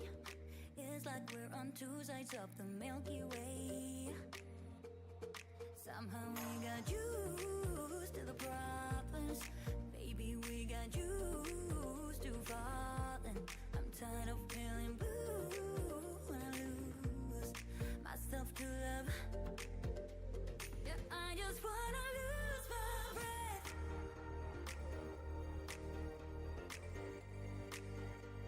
Yeah, I just wanna lose my breath.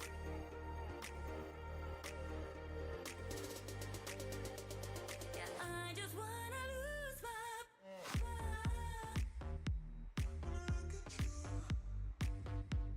Yeah, I just wanna lose my breath. Passengers bus is coming.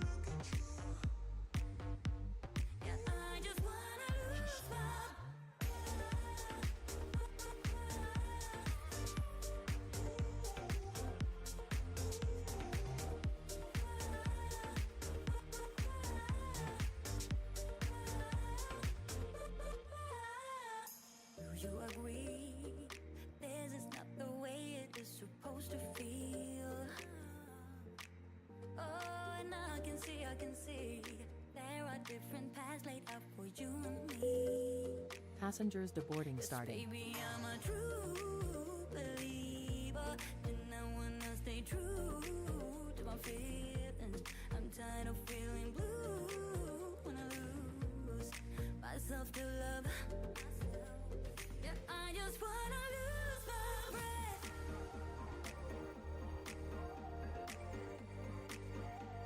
Yeah, I just wanna lose my breath.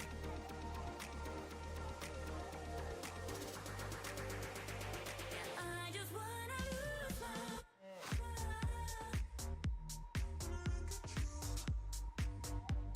Yeah, I just wanna lose my breath.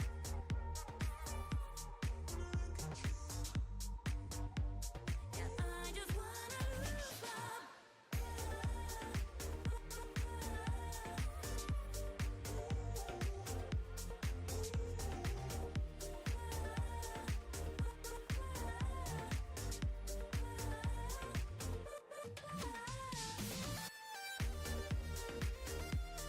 Riley, what's going on, man? Do you want to deboard crew? Nah. Riley, we just ended up on this crazy ass approach into, it's called Pasto, Colombia. Crazy approach. Little floaty coming in. Still getting used to the new flight model.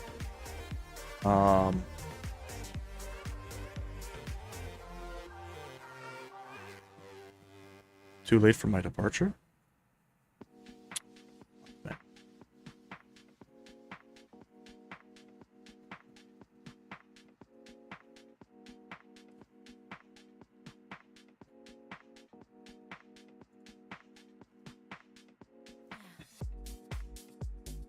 In the right place to move. In the right place for you. Always stay up all night. Watch the neon light. Touch your one second numb. All right, we're ready to board up here, ladies and gents. We are Avianca 8598, service back over to Bogota. Let's go ahead and reload sim brief. There we go. And we don't need any fuel. Requested. Let's start boarding, shall we? Brakes hot. Brakes are definitely hot. We'll cool them down. Let's load up. My flights. There we go. 114 passengers, 5,500 kilograms planned fuel, 1,700 kilograms of planned cargo. Just load that up. Passengers. Beauty.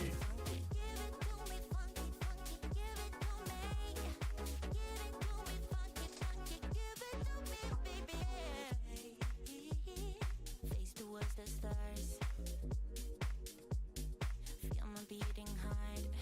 Cost index of 15, or flight number first, Avianca 8598. Cost index of 15, cruising up to 37,000 today, so about 14,000 feet higher than coming in. Passengers. Send that off. We're doing it the lazy man's way. Beautiful. All right, departing out of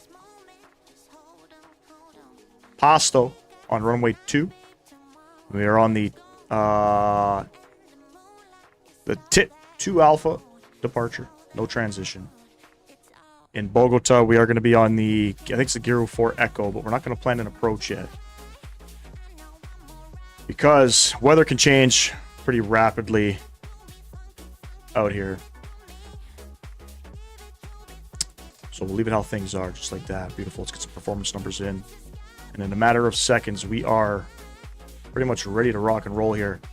22, 22, 26. It's a flaps 3 departure, short runway. Send that off. Thank you so much. Thank you so much. Looking good.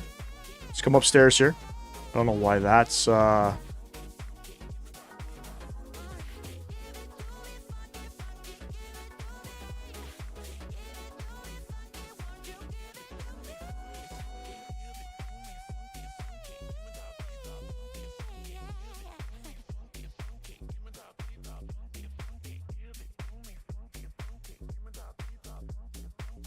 there we go.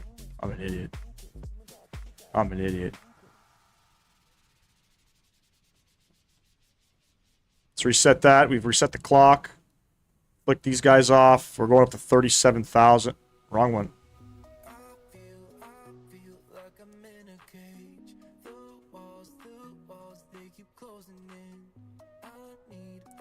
Whatever. Leave that at that. I'm touching things again. I'm touching things again, ladies and gents. 1022. The wind's 100 at 11, gusting 21. Company message.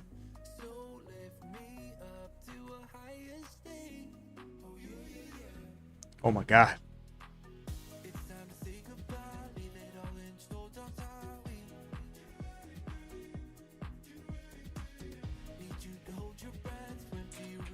All right. We're good. Brake fan is on. Keep that on for a little bit more. We'll let it cool. We'll let it cool, ladies and gents. How about that? No face cam. Yes, we have a face cam. We're just boarding.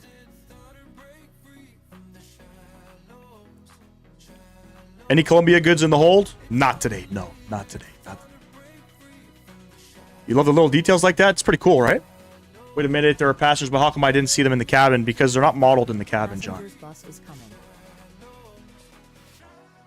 Catering, fuel, and luggage, not on this short flight.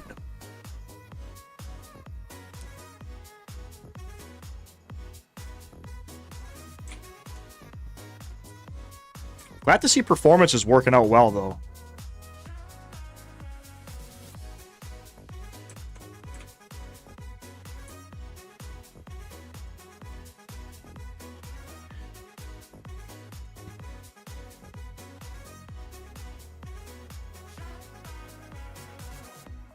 Pretty cool to have the developer of the scenery, though, in the chat. That's pretty cool. Somebody asked for a water salute. It's always nice to have developers in the chat, you know?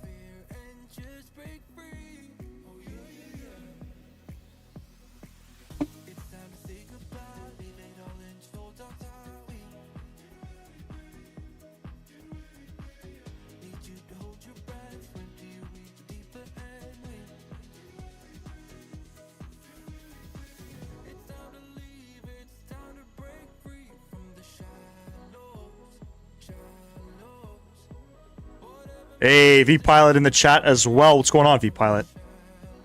Hope all is well, man.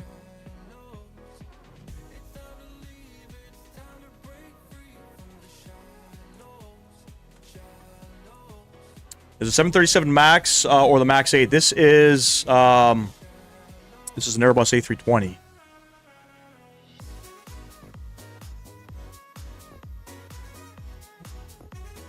Cessna 74 Neo. That's funny.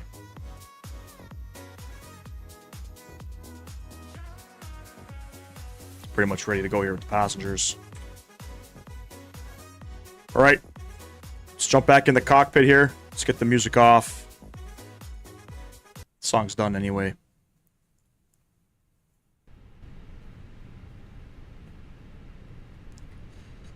I think the APU is all spooled up here. Yes, it is. We'll get the bleeds on. Pumps coming on. External power will disconnect from that. Come down here. We can disconnect from GPU down here. Let's close up all the doors. Come back up top. Get a beacon light on. And let's go. That guy will turn on. Brake fans. They should be done being cooled. They were pretty hot. Let's go ahead and prepare for pushback. This is the Boeing Airbus 319.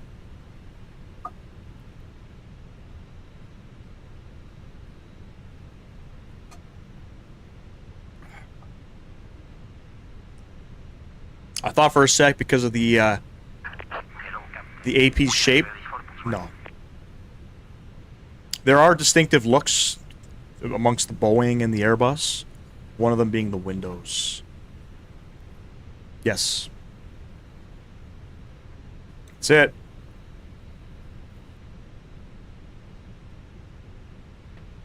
That's it, that's all.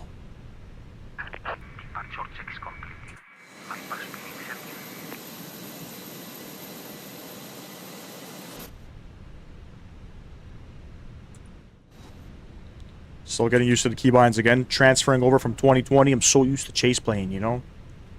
I'm so used to Chaseplane.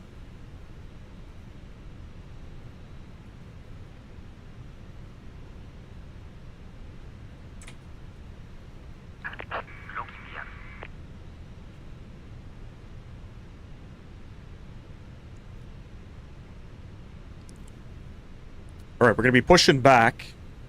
We're departing off of runway 2, so I guess we're going to go nose right, tail left. That's how that looks. Good old GSX. Oh.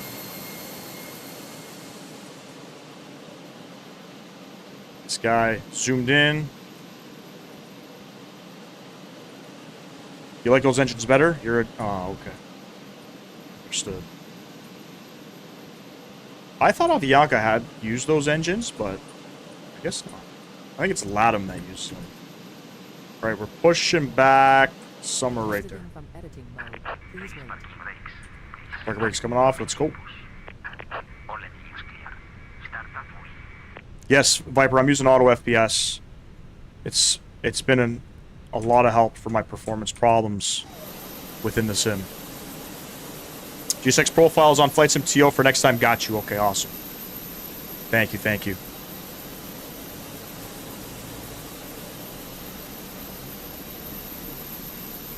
GSX, it's got its ups and downs, man, but it's the best one available, in my opinion, currently when it comes to like boarding passengers and stuff like that. It's definitely the best one available.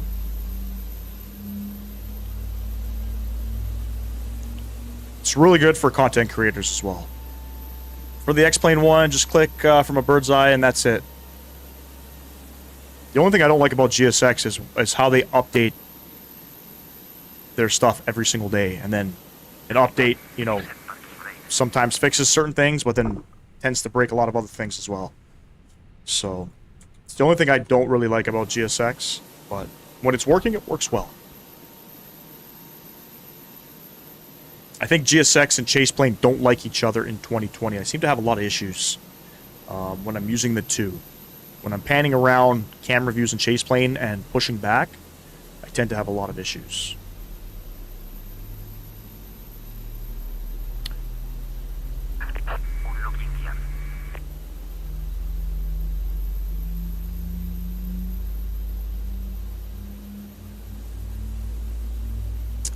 When I use auto FPS, sim freezing, can you send correct link where from install? Just, I googled auto FPS, and there is a version that's the most current version that is available for download. There's also a 2020 version and a 2024 version, I believe. Just so you guys are aware.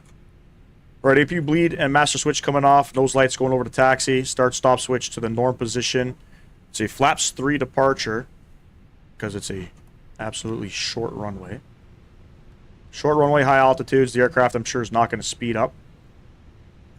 That's why we're doing a flaps 3, and we need an up 0.2 on the trims.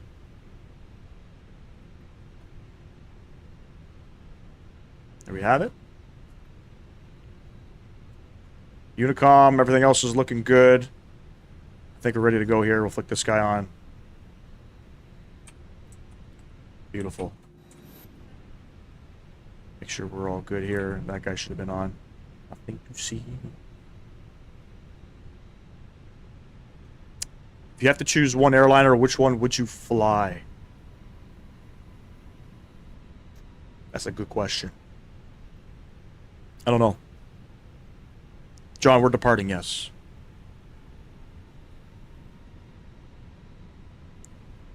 Yep. I think Flex is probably set in here. I think they used Flex.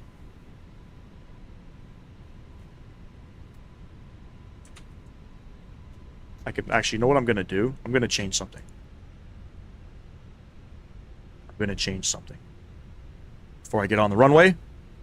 John, we're going back to Bogota.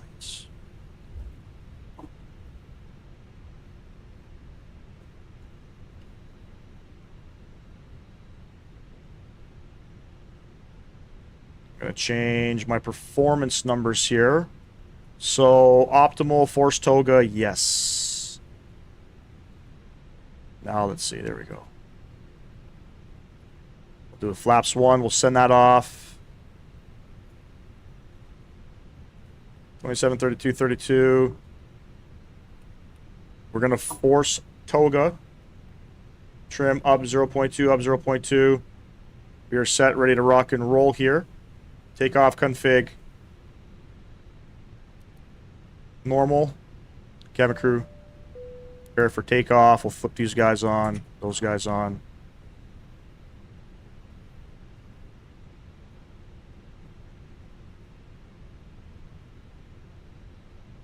Let's get on the runway here. Hostile traffic, Avianca 8598. Backtracking runway 2 for departure. Hostile traffic.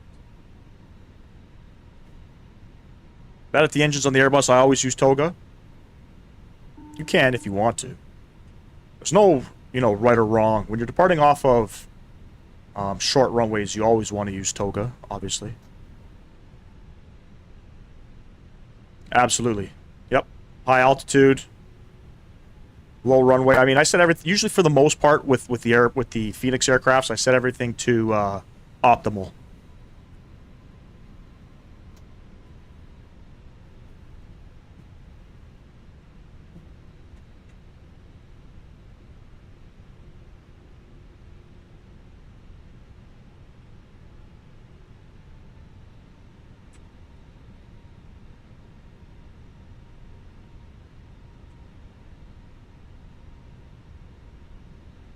How come PlayStation is not like this? It's not Microsoft, man. Got you, got you.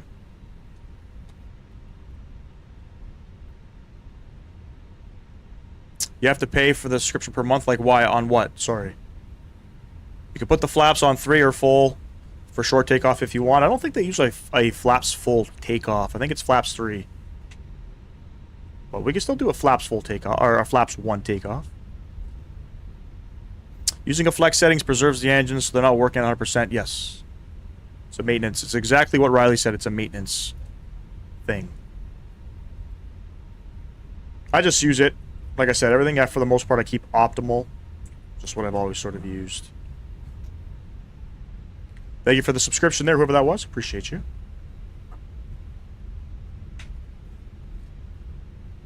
One thing I have to adjust with this, with the new sensitivities in the Phoenix is the rudder. I gotta fix it.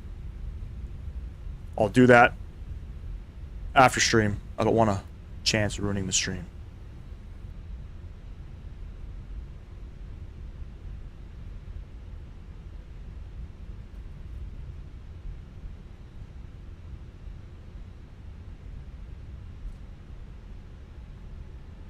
Pretty cool approach. We'll definitely be back. Takeoff Studios, they have a bunch of different Colombian airport sceneries. I think there's a couple other challenging approaches they have. I don't know what's 2024 compatible yet, but we'll definitely be back and we'll take a look for sure.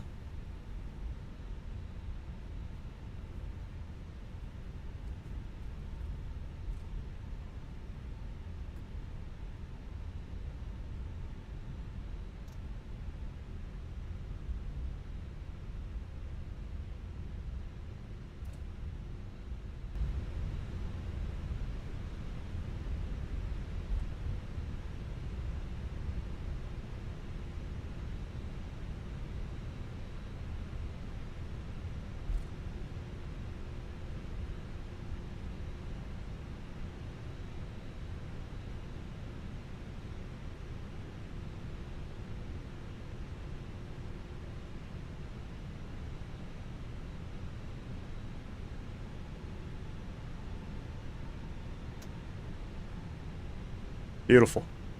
I like it.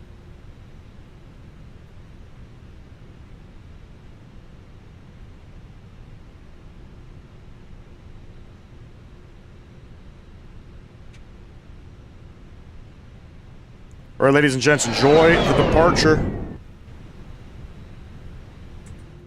Shit. Again, keybind issues. Or not keybind issues. Muscle memory issues. Let's get our chrono switched on. Throttle's going up. Let's go.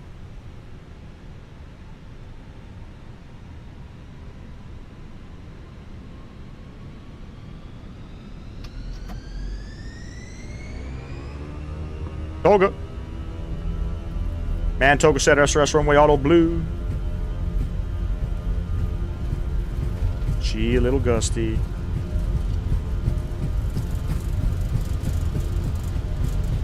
Lot of left rudder here. 100 knots, neutral. And V1. And rotate.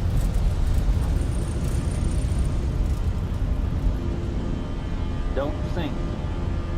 Positive rate. Gear going up. Little wind correction there. And we're roaring out of here, friends. Carlos, what's going on, bro? Appreciate you stopping in.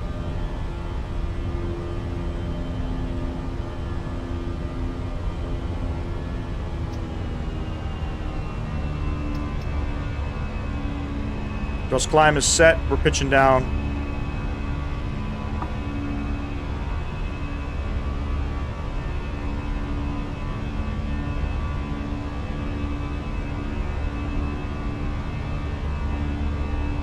The engines sound amazing.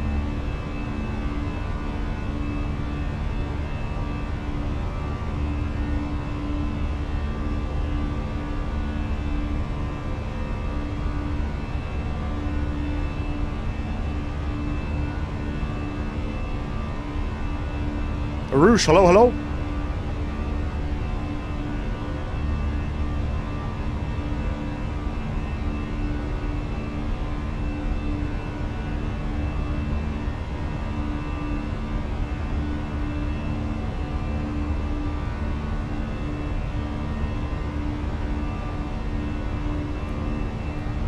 Laps up. We're pitching down.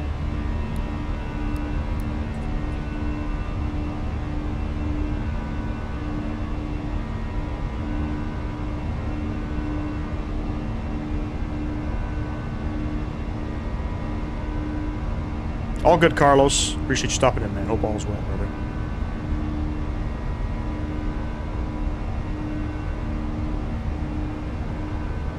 All right, there's 10,000.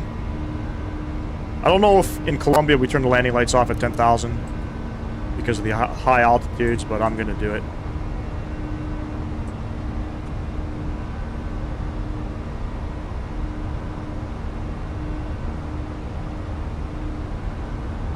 Scenery's not bad. It's 2024, just the surrounding terrain is not at its best. Alright, it's pretty much a straight-on climb out, autopilot coming on, bring you guys back upstairs. It's something that I think they need to be working on because 2020 looks better in my opinion. Beautiful, there's trans out. Throw that guy on and we're climbing out of here, friends. Let's get on out of here. Why do pilots sometimes reduce throttle to 80% after takeoff? Climb thrust, we do it all the time, that's it. Special, I guess the engines have to climb at a certain performance. Climbs better at a certain performance, so it goes down to thrust climb, or climb thrust. How's 2024 treating me? It's been fantastic. I don't know if it's the sceneries that I'm flying in, but with FSR working, and with the auto FPS, it's been nothing but smooth, man. Nothing but smooth. Anthony, what's going on, man? Appreciate you stopping in. So I'm pretty happy about it so far. What I did do, though, Matt, you might think I'm crazy, but it's something you guys don't need to do. Something that I did. I don't know why. I had all my scenery downloaded right into, not into a community folder. Anytime I am flying, my community folder is only filled with the content that I'm using. Just to sort of help, I guess, with performance and keep things worry-free when it comes to bugs and stuff.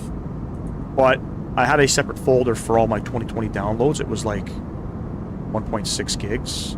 It was almost 2 gigs. Sorry, 1.6 terabytes. It was almost 2 terabytes of storage. I just deleted all of it. Don't need to have it. You know what I mean? You don't need to have it. So 2024 is behaving. I couldn't be any happier. Couldn't be any happier. I had add-on linker, but if you think about it, Matt, you don't really need to add-on linker, right? Like, you can make your own folders, and that could be your add-on linker. Just label it 2020 scenery. And then you just bring it to your community folder. Add-on linker, I know it's a click of a button, but when I got 2024, it wasn't working for me, so I just kind of canned the whole idea. But it's been working. Everything's working beautifully here. And again, I don't know if it's because of where I'm flying, right? I don't know if South America in this sim is less performance demanding. I think that little tip that you gave me yesterday with auto FPS, Matt, that kind of, I mean, we can obviously see, we've seen the improvement of performance when landing back in Detroit. But it's been great. But Matt, but this approach is freaking awesome. If you didn't see the arrival coming in, it was almost an illegal landing. But what an approach, man. Drag and drop, it takes 2 seconds, man. What do you mean it takes too long? It's a simple drag and drop. What I do is, though, I don't do the drag and drop anymore.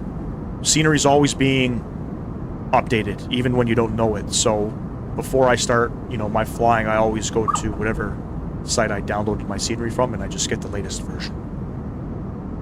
You should double down on the simulator games. I buy Rentry and Renact Apollo. Those are, what kind of simulator games are those? I'm renting like 500 terabytes from Google. I got 2 terabyte SSDs. One of them I used for like all of my programs, and the other one strictly was Microsoft Flight Sim 2020, which was over or just under 2 gigs, including. Yeah, so the 1.6 terabytes was all, that was just scenery. I got 2020 installed on my second SSD. Yeah, I saw, by the way, it isn't illegal. ATC doesn't care if you land long. You will when you're in the credits. No, it was perfectly legal. You're a child of the add-on linker. To each their own, buddy. To whatever makes you happy, man. Whatever works, you know what I mean? That's sort of the thing. I'm trying to figure out a new white data thing for my stream overlays. I think I might. Do you know, Matt? Do you know anything about Sim Toolkit Pro? Spaceflight games? Damn, actually? What's my favorite airline? I don't really have one, but being from Canada, I guess it's not too biased for me to say Air Canada. You know? Jazz is a pretty cool airline, too.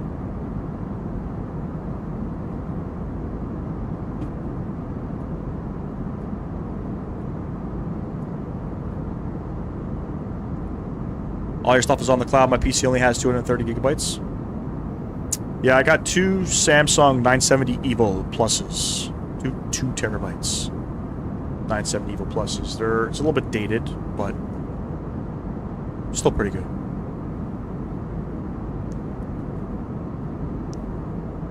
I said what?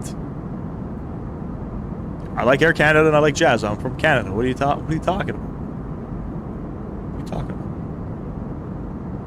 I think Jazz should get rid of the regional jets. It's just my own take on it. Get rid of the RJs, both of them. Get the A220s, and then you could expand. You know, like they can expand their network. They don't have to just focus on, you know, with their ERJs, Eastern Canada, for example. You know what I mean? All good, Riley.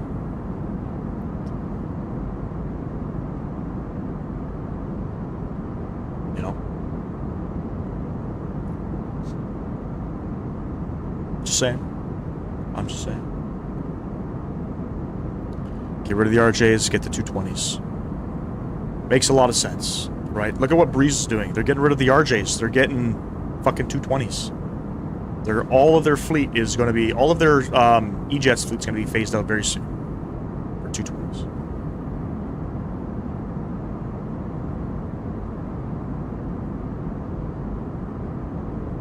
Oh, really? I think eventually they'll do it. I mean, Jazz and their fleet it's pretty old. Old stuff, man. So, I don't know. I don't know if Jazz is profitable or not. You know? Probably not. They can't seem to keep their pilots, apparently.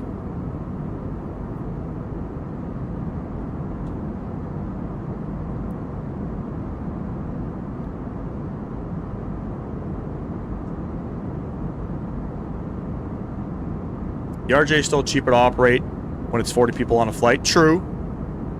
True. But, I mean, I don't know how many seats a 220 fills up. Right, you don't have to get the... there's a couple different variants. I think there's a...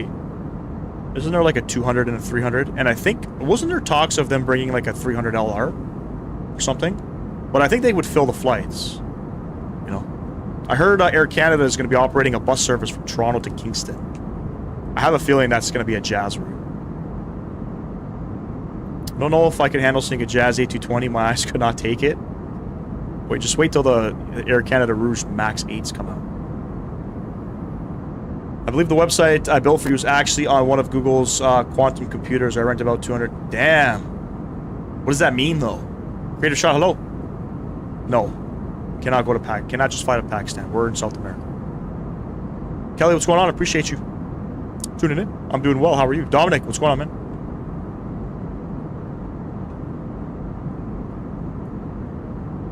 not up to Jazz? Oh yeah, it's the other company that owns Jazz.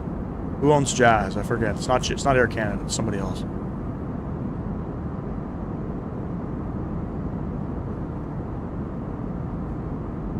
But could you imagine some Jazz 220s? That'd be pretty fucking wild. That'd be pretty wild. Creative shot. This is Microsoft Flight Sim 2024.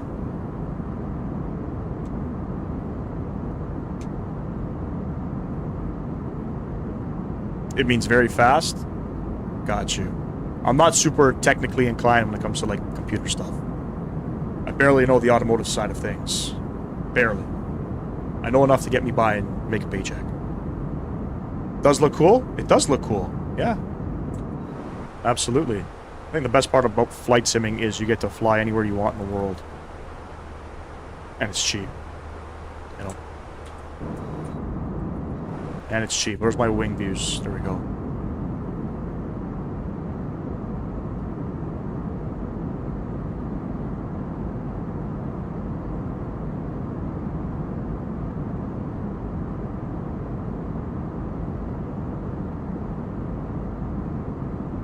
I have a 10K PC. Will it work on it? Of course, man. Bro, are you always in serious mode? Yeah, man. This is my look. This is just my bitch resting face, I guess. I don't know. I don't smile. Don't need to smile. What do I got to smile for? Tell me. Just kidding. Where are we flying to? Back to Bogota in Colombia. They do. Yeah. Sarati Aviation, what's going on, man? Appreciate you stopping in. Gotta say though, the RJ looks the best with that livery. Other than like in any of their fleet, the RJ is the best looking Air Canada livery airplane. I prefer the ice blue, mint toothpaste, green, whatever, blue, whatever it's called, on like the main fleet, you know. But overall, I think that black, white, and red look looks the best on the CRJs. No, John, he's definitely not saying so. Terminology is different around the world. Livery, some guys say livery, some guys will say skin, painting. It's all good. John, and also, if you don't know who your Sim CFI is, he is a real-world CRJ pilot / YouTube content creator. Click on his name. He's a pretty well-known guy in the community. Did I ever fly to Madagascar? No, I don't think so. I wanted to ask, how long ahead do you plan where you're going to fly and the thumbnail? Sorry for asking, it's for the newsletter. All good. I used to do it the night before. The night before my live stream, I would post the thumbnail with the flight.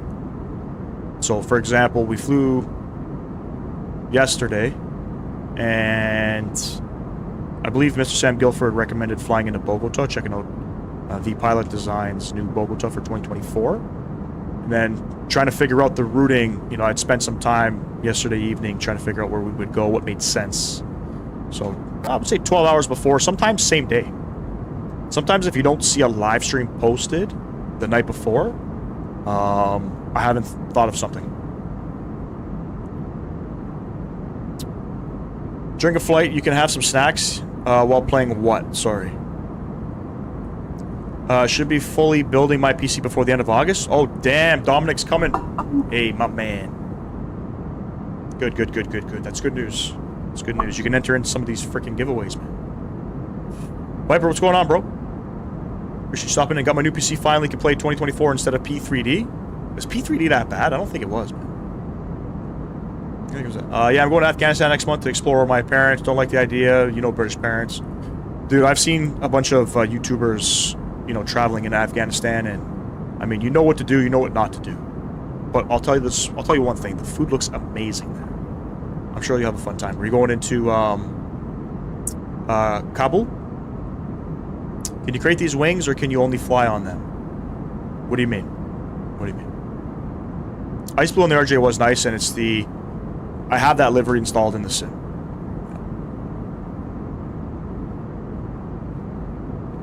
It's basically like a real flight creative shot, yes. Real flight.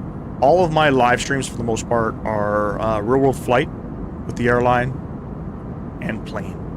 And yes, the flight time, so like this flight from Pasto back to Bogota is what it would take in real life. Yeah. Does the weather change? Yes, it does. Yeah. This is also live weather too.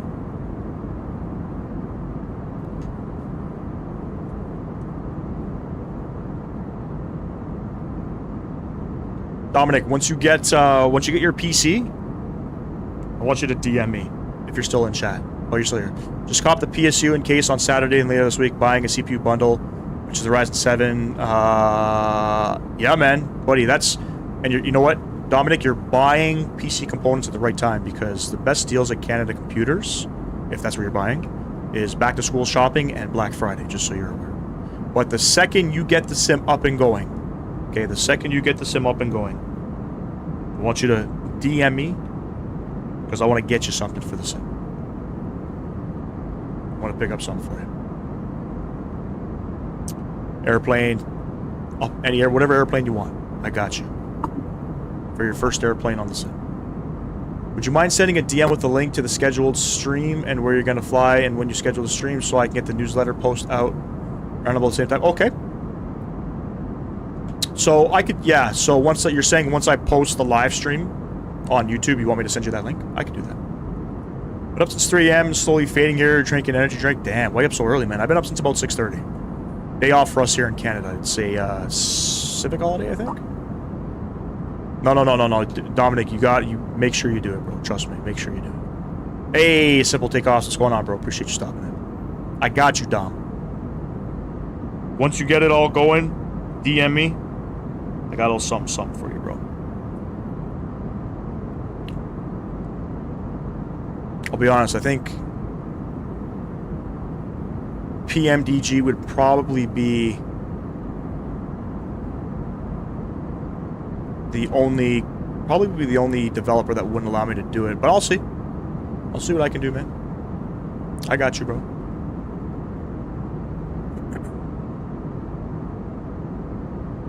Got you, Carlos. I'll definitely do that. You should try to fly to Antananarivo to Noseby. Cool short flight if you have the ATR. I got the ATR. I used to fly it pretty often. Just kind of fell off, you know what I mean? Just like everybody else. Super sensitive on controls. You know, if Hans Hartmann changes some of the sensitivities with that airplane like they did with SimCFI and the RJ, I think people would start flying that one again.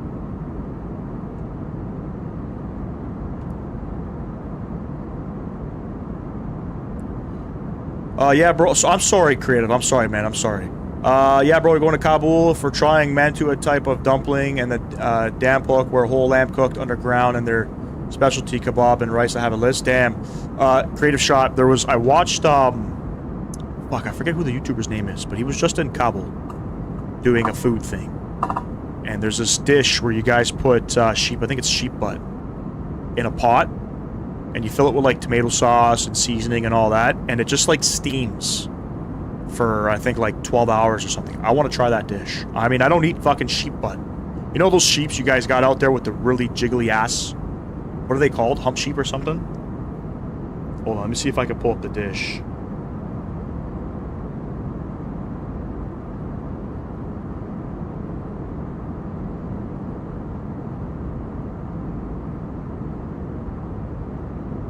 Chinaki mutton, I think is what it's called. It's called Chinaki mutton. It's literally sheep butt with a bunch of like tomato sauce and seasoning, and it goes in like a kettle. It goes in a kettle and they steam it. I love food, man. I'll try it.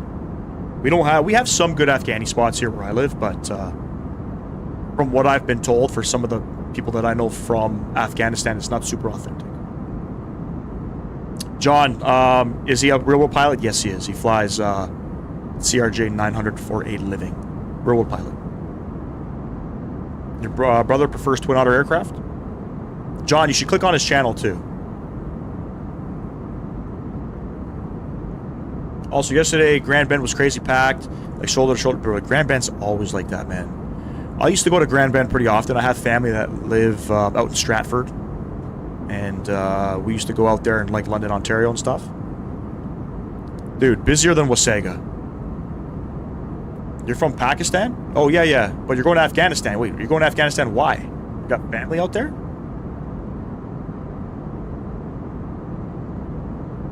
You eat Afghani food daily? Afghani food's awesome. Oh, shit. 60 miles from top of descent. Alright. Gotta stop talking here. Let's get this thing all configured. Next page. Next page.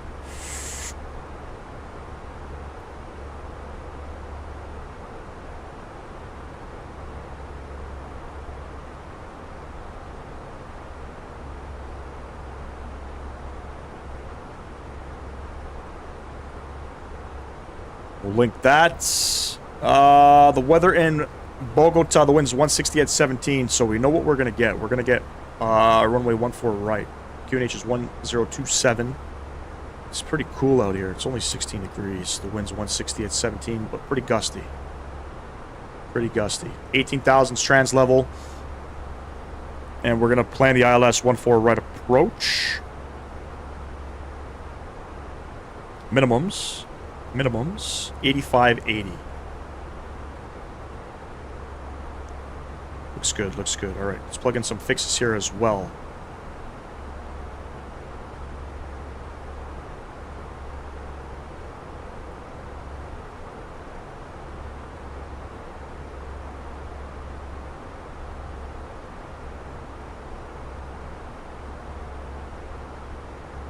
Beautiful. We're all set up in there. Top of descent in 48 miles. Pull up the charts here. Let's have a look and see what we're doing. So we're coming in from the... I don't even know how to pronounce that, but the Gulf India Romeo VOR, where we got to be between 21 and 26,000 feet. Then we're going to kind of tag along here, coming in to the runway. Pretty straightforward. Pretty simple. I've already briefed sort of the weather. Gonna be a fun arrival for sure.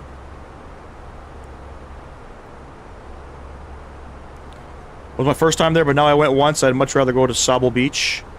More open, to be honest. Sable Beach is it's got like some of the clearest waters up here in southern Ontario in the world. Clearest waters. Super, super clear. Sable Beach, wait, no, sorry, that's Tobermory. Sable Beach is near Tobermory.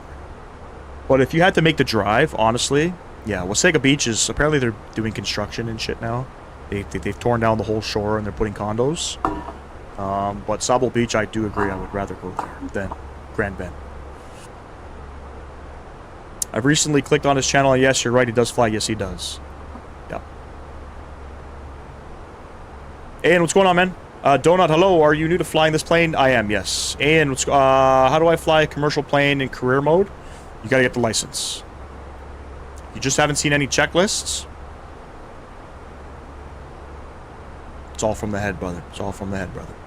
Oh, no, I was kidding with you. I am Pakistani, lives in Peshawar, so here there are many immigrants, Afghanis. They open their restaurants, and man, it's delicious. Yep. So you lied to me, Creative Shot.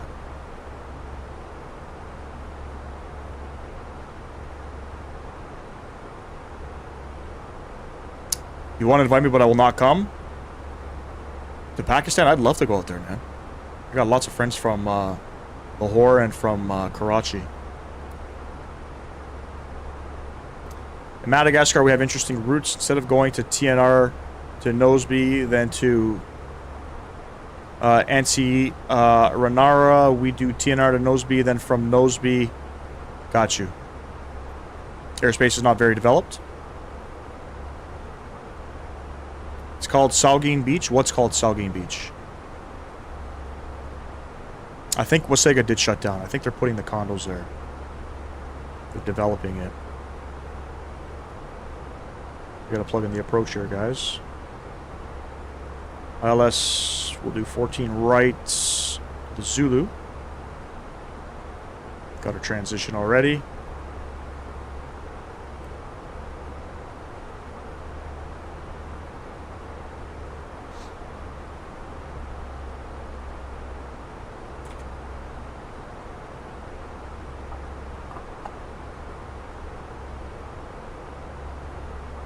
Recently renamed. Which one? Which beach? You talk about Wasaga? Was it recently renamed to Saugeen Beach?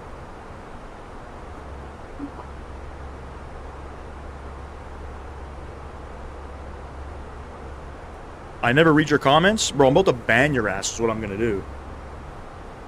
I read every single comment. Every single comment. So that's the dumb thing. That's a dumb thing you could have said. That's a dumb thing you could have said. So just for that, put your ass in a timeout. Because the negativity we ain't gonna deal with over here at Flight Sim Gaming. Sobble Beach was renamed? Cool.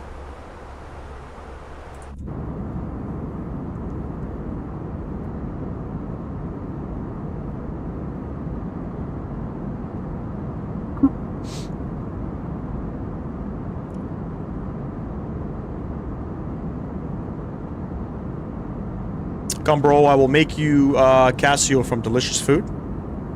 Whereabouts in Pakistan are you?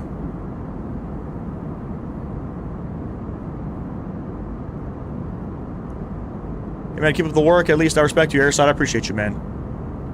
Oh, yeah, I forgot. They changed it to Saugeen from Sobble because the beach is on a native land. Got you. I mean, Donut should have fucking said that from the beginning. He just said they changed it to Saugeen Beach. I had no idea what the fuck he was talking about. Have I ever heard about Snake Island? I have not, no. Who's my favorite F1 driver? I mean, I was a Max fan for a little bit. This season, Lando Norris. No, Piastri. Oscar Piastri. I'm allowed to comment on my landings. What do you mean?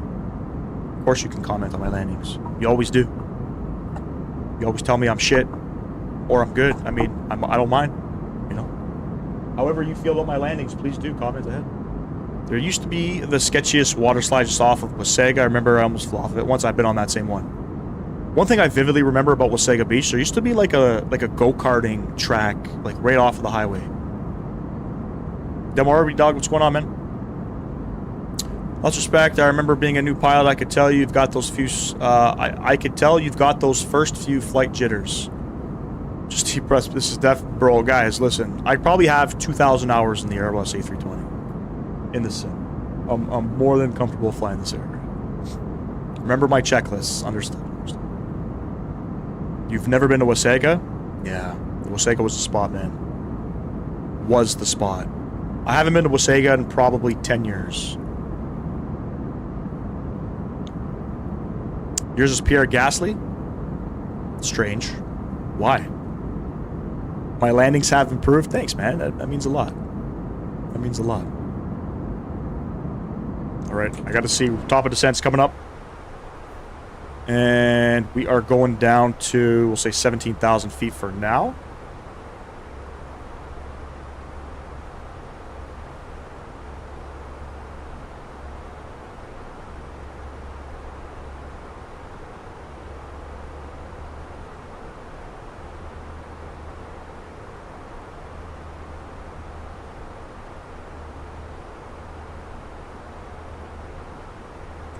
Alright, descending. Let's go. I have not seen the extreme wind in Scotland, no.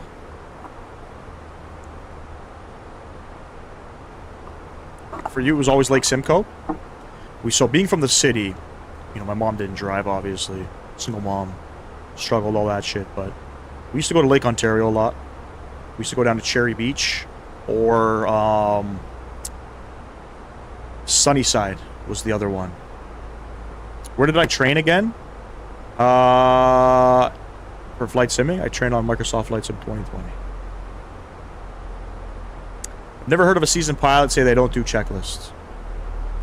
I'm sorry to offend you, but we don't do checklists. Gasly's fighting for a good place with a middle tier Alpine. I think Gasly's very nice. Yep, he's definitely ready, I think, for the step up. Where the hell would he go? I don't know.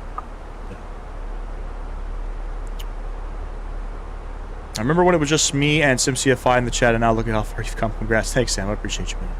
We're slowly creeping up there. We have a tradition, you know, when some visitors come, we have to give him 3 to 4 clothes. Also eat every dish of my city because our ancestors say visitors are God, so do everything to keep them happy. I didn't know that about Pakistan, to be honest with you. Port Hope I've been to a lot. Scarborough Bluffs is underrated. I've never been to Scarborough Bluffs. The only thing I know about Scarborough Bluffs is who's the guy that's in jail for killing his girlfriend's sister at the time. What's his name? I think that was all done near the Scarborough Bluffs or something.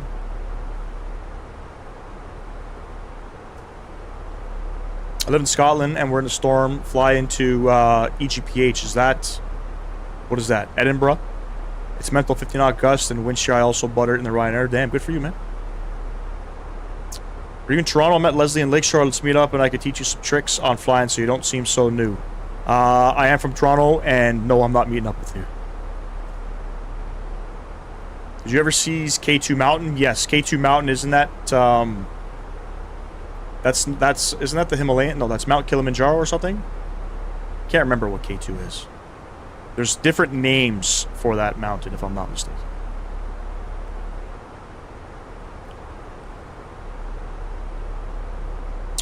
Mod Police says, I remember my first few flights as well. Okay. Here's what I recommend, Mod Police. You have a YouTube channel. Why don't you post some content for everybody to see? Let's start there. Bro, I think you're being weird. You're definitely being weird, bro. How are you going to ask somebody to come meet up with you? That's crazy. That's the craziest statement that you could ever say. You should try flying the leased air Madagascar 777-200. Which one do they fly? The ER or the LR? This guy's asking me to fucking meet up with him. What the fuck? This guy has no idea what he's getting into.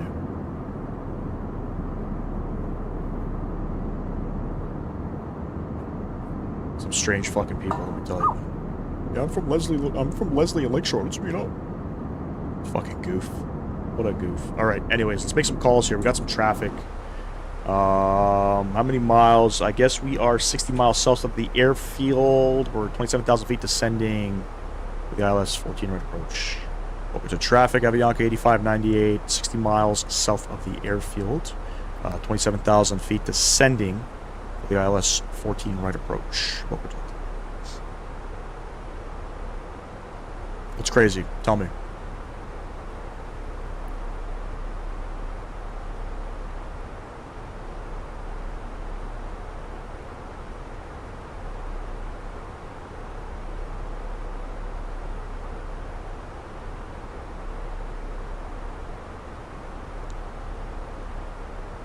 You know who is the top tier flight company? I don't, but I think in, I mean, is it Air Canada?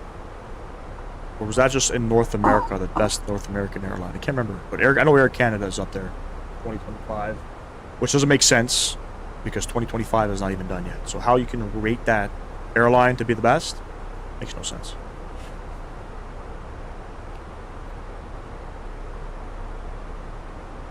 Arab Emirates? You mean, Emirates Airlines? So I think Air Canada was North America then.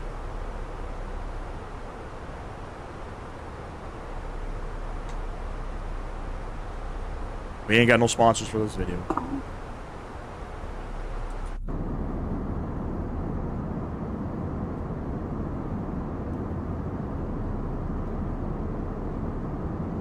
No, this is not, that's not, I mean, it's pretty crazy to ask me to meet up, but you're right, Sam, that's not the craziest thing somebody has said. I mean, all the time we get, I mean, I can't even say it. I'm not going to say it.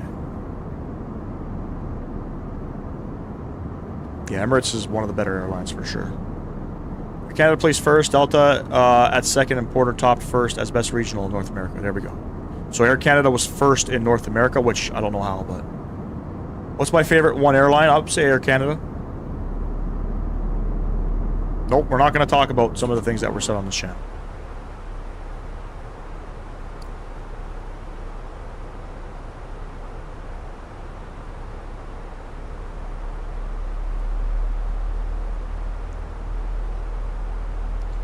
Alright, down to 17,000 feet.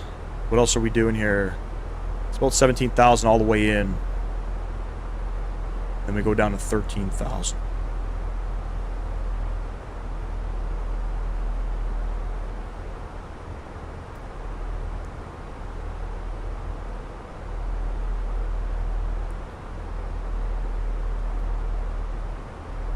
crazy.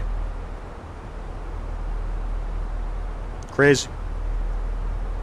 I mean, at least if you're going to make a stupid comment, at least subscribe to the channel. You know what I'm saying? At least subscribe to the channel.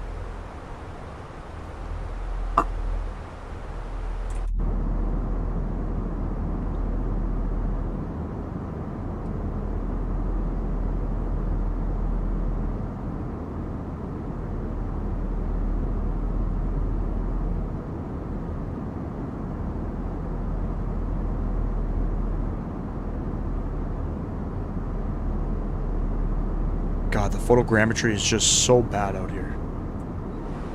It's got to be worked on.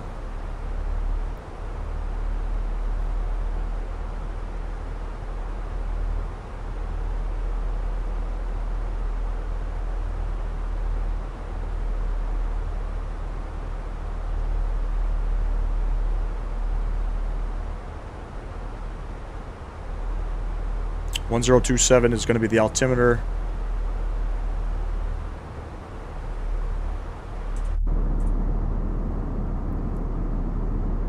Yep, exactly. Exactly.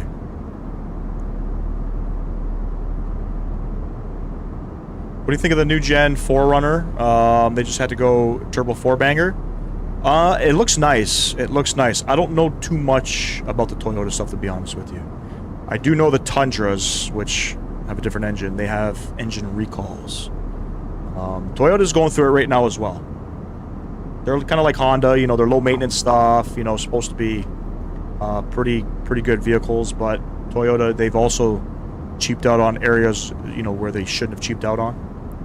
And they're now seeing some of these issues arise, so, but they look nice. But I don't know too much about them.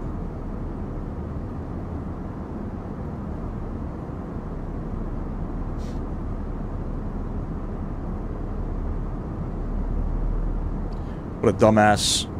What a dumbass there with that name. What a dumbass. Gotta say. Give me a route to fly in 7-3 on board. Airside, what scenery do you have? You can, I don't know. Do some WestJet ops, man.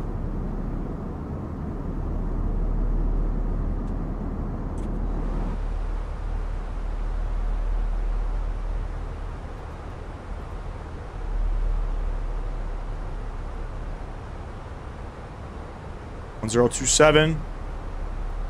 Beautiful.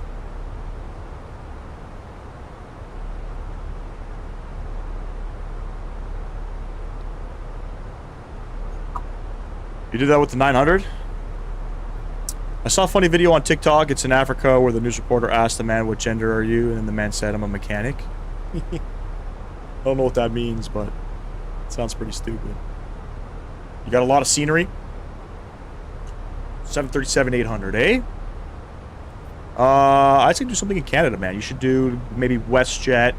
I don't know if WestJet or Flair still fly into Kelowna, but that's a pretty cool approach.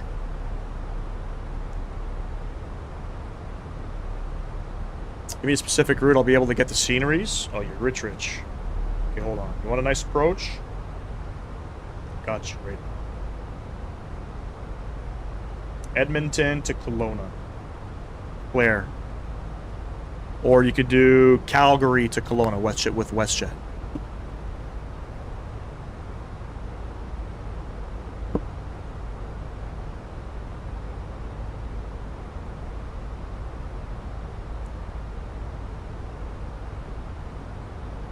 Alright, we got an aircraft somewhere in front of us. I don't know what he's doing. We're staying 250 on the speed.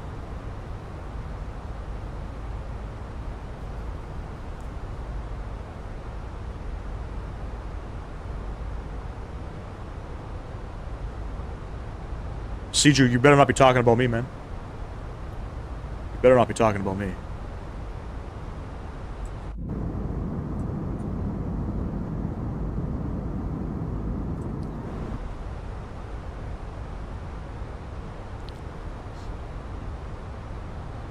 Pretty funny. The other one asked him, "What gender are you, a male or female?" Then he said, "I'm an email." So pretty strange people out there, let me tell you. Some pretty strange people in this chat today, let me tell you.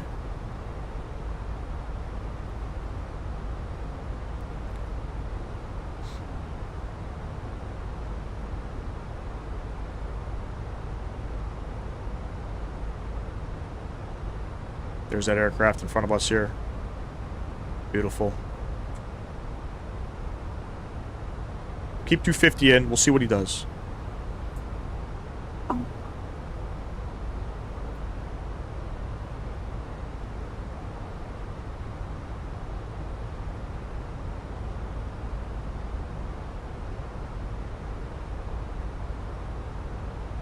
I don't even see him. He should be in front of us. A couple thousand feet above. Nothing there.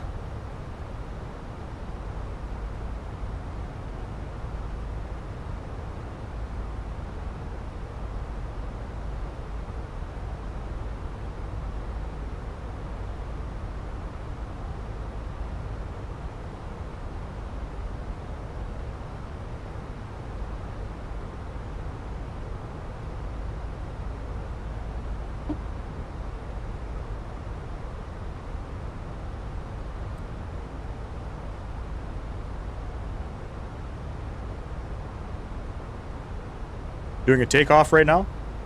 Good shit, good shit.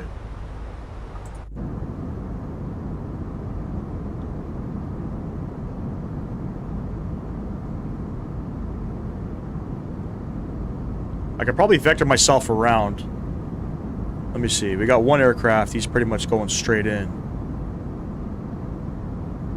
But I don't trust the mountains there, so we're not going to do that.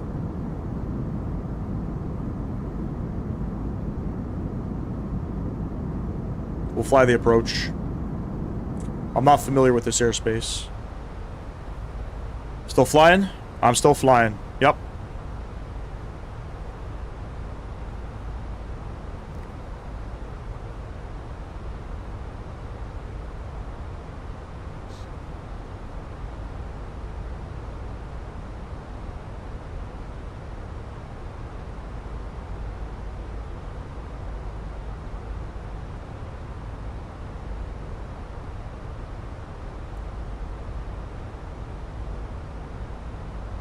Probably start dipping down. You know what? Let's get in there a little bit quicker, shall we? What do we got to be at? 12,000. See what's programmed in the box here. 10,800. Okay, so let's just go down to 12,000.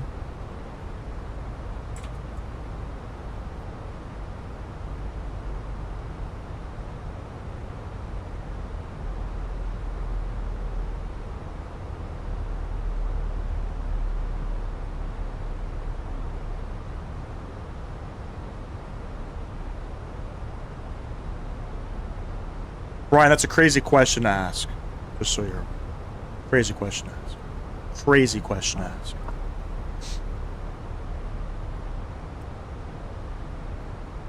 Good stuff, good stuff.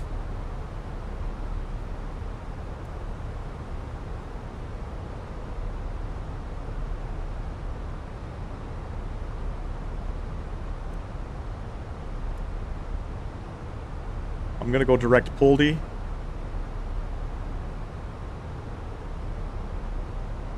Hopefully we don't hit any mountains on the way in. I don't think we're going to.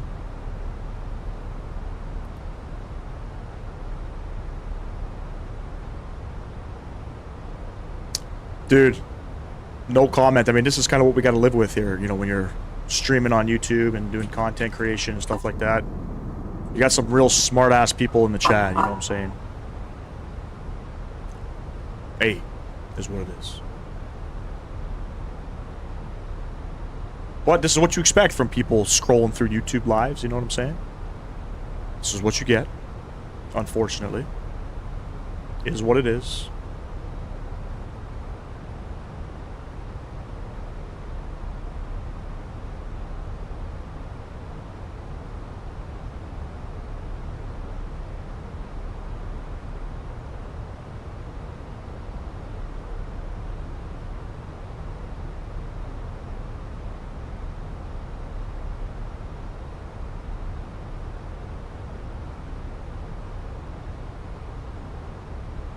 Can't see shit. I think the last time we flew in here, too, we had similar issues.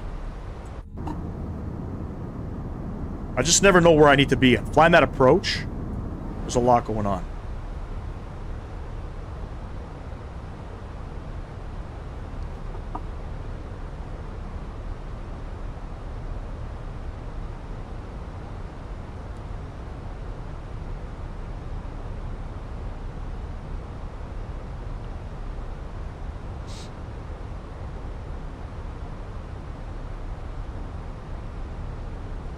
Coming up on 13,000. I don't think we're going to hit a mountain, but we'll find out. I'm from Canada.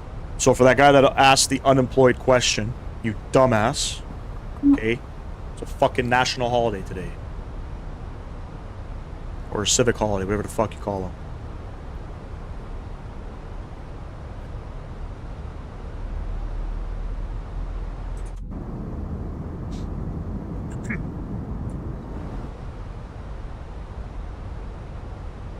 Well, this is going to be fun. This is going to be really fun. I'm wondering if I can go direct. I could probably go direct. And Viz. We'll do that now. And I'll clear this guy. Do something like that. Beautiful. And if we hit a mountain, we hit a mountain. Do I know how to talk French? No. No, I don't think the weather's hit and miss. I think the weather's fine.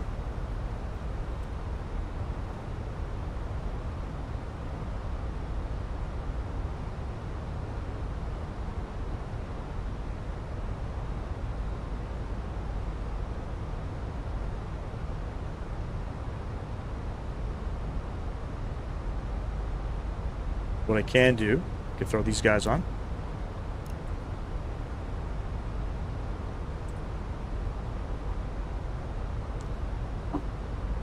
This guy in front of me is not making any calls.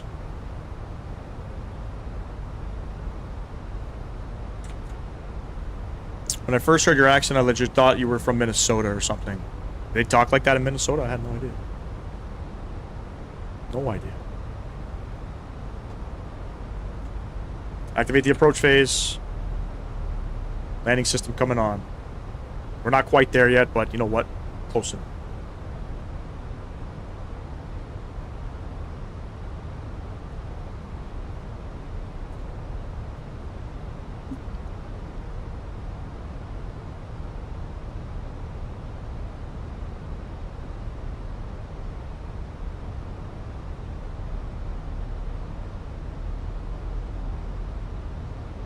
Can you help me figure out how many vertical speed I need for descent?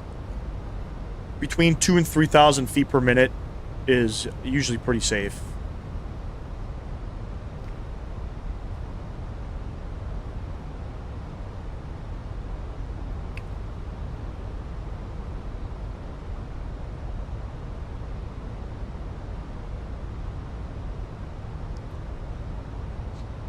Bogota traffic, American 212, heavy, taking up runway 14 left, Bogota.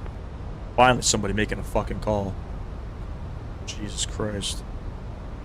At top of descent? No. Top of descent, you gotta do, whatever your cruising altitude is, subtract whatever altitude you need to be at, multiply that number by 3, and that'll tell you how many nautical miles you need to start descending.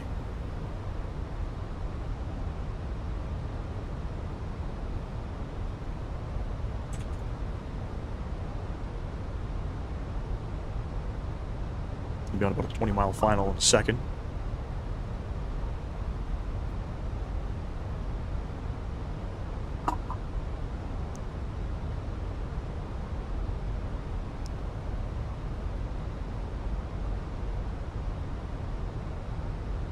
Bogota traffic, Avianca 8598 on a 20-mile final runway.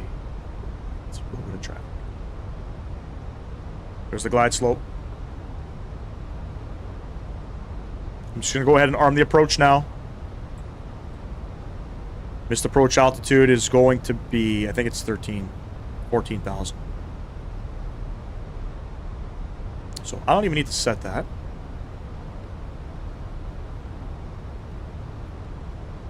No. it doing? What's it doing? What's it doing?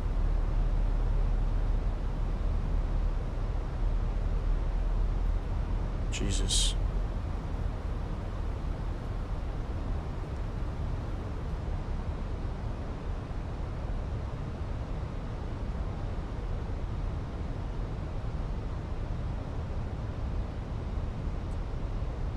Yep. I don't know why the hell I started climbing there. Bogota traffic, American 212 heavy. Clear. I was 14 descending. left, Bogota. Yep. I meant to switch this to 14,000 feet. I just started making me climb. Glide slope should be coming in. Look at our speed. Let's go. What the 210. That's what I wanted.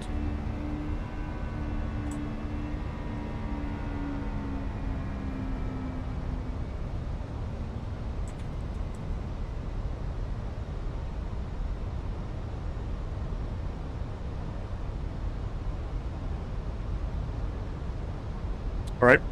I know what I'm doing wrong.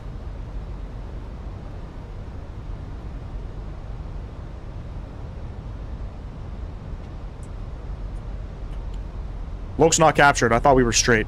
That makes all the sense in the world.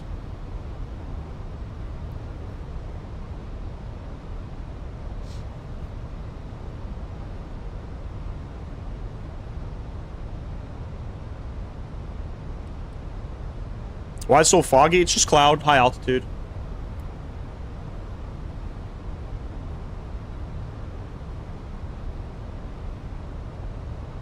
There's Loke.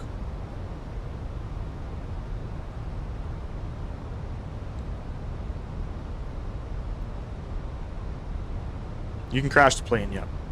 We're not going to crash the plane, though.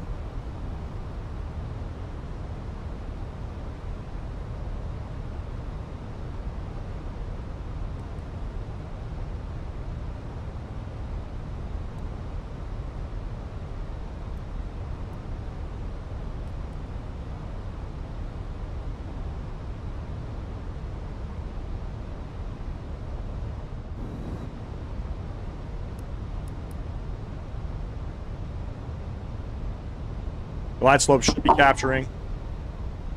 Right now. There it is. They're coming down. Airport right in front of us.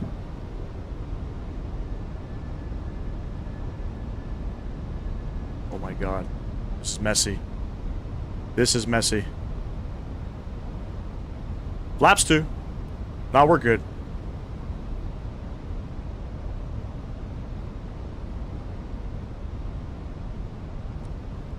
And flaps full.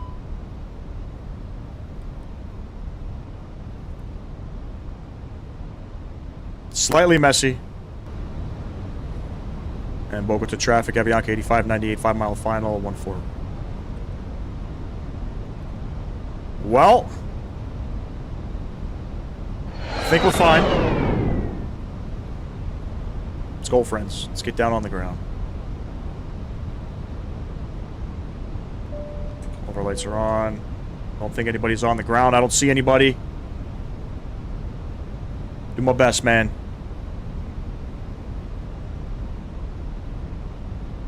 We are geared down, 3 green flaps full. Ground spoilers are armed. My aircraft.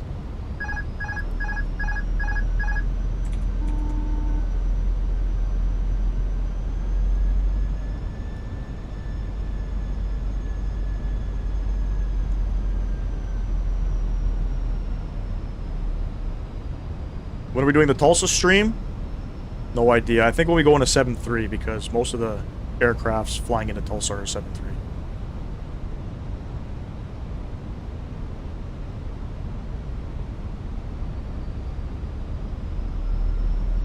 Over to traffic, Avianca 8598 short flat. Forward.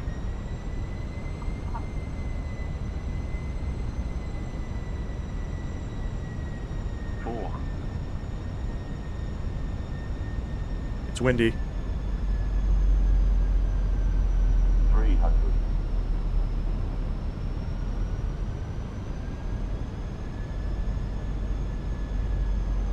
200.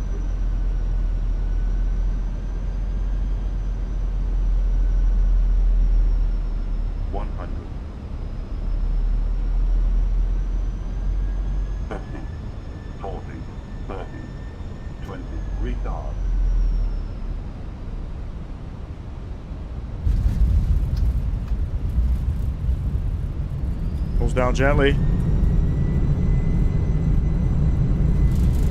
Oh my god, thing just didn't want to go down.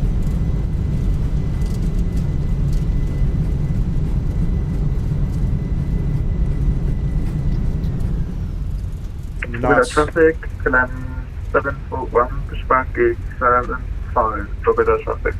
I don't know where we're going, all the way to the end.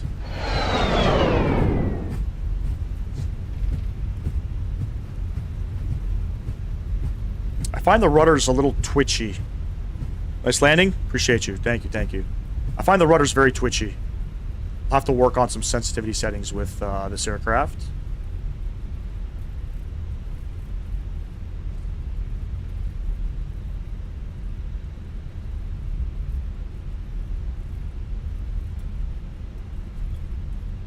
And Boba to traffic, Avianca 8598. We vacated 14 right, taxiing to the apron. Boba to traffic. Come to an end here. Gotta see. We'll take it straight over to Papa. We're gonna go stance gate 74, Papa, and lane Foxtrot. And Boca to traffic, Avianca 8598, taxiing to stand 74 by a Kilo 5, Papa, and we'll take lane Foxtrot to stand 74, Boca to traffic.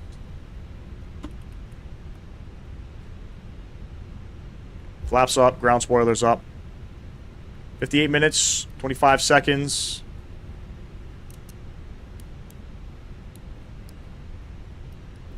Lights off, get the APU going.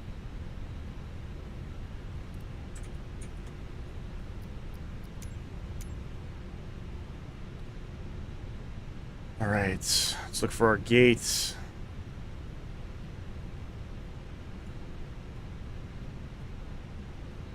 You as well, Simple. I appreciate you, man. Thank you for tuning in. There's some really good Denver scenery. I think Flightbeam has that scenery, no?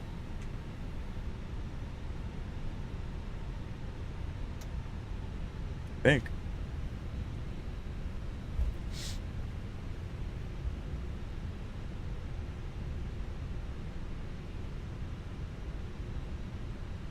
It's too late to pull up from crashing in the ocean. What are you talking about? Mel Brooks, what's going on? Appreciate you stopping in. Who won the MD-11 Animal? It was Tilted Racer, I think. About the traffic, Clam stand for 1 second, 114 right, via November. Denver to Tulsa? Maybe. Yeah, probably that traffic. Maybe.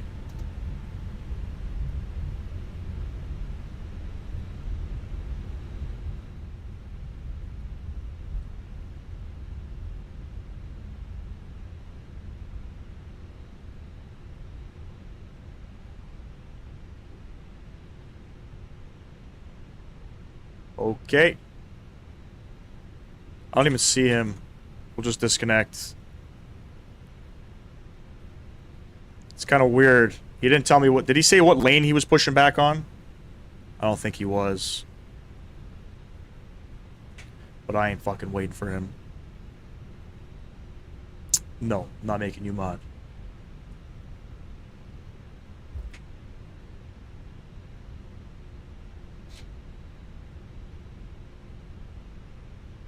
I don't think he should be pushing back on this lane anyways. He's a heavy. He probably, if anything, should have been on the middle lane. Alright, stand 74, I think is this guy here.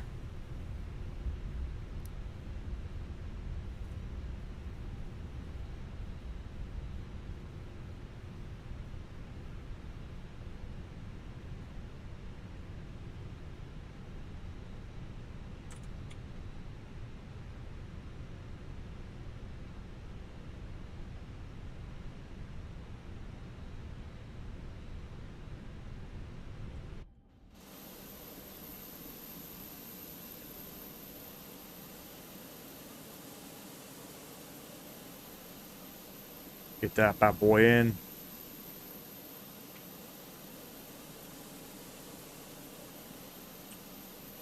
Parking brake is on, I think. Yes, it is. If you bleed coming on, go ahead, shut down the engines. Beacon light coming off, seatbelt lights coming off, fuel pumps also coming off. Good stuff, ladies and gents.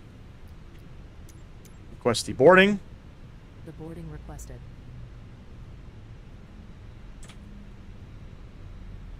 All right, Dominic, enjoy, buddy. Appreciate you stopping in, man. Don't forget, let me know as soon as you get your PC, bro.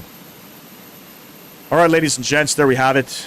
We are back in Bogota. It was a great day of flying. Hit up some sceneries that not a lot of streamers sort of fly in the sim. I don't know why, but where the fuck is...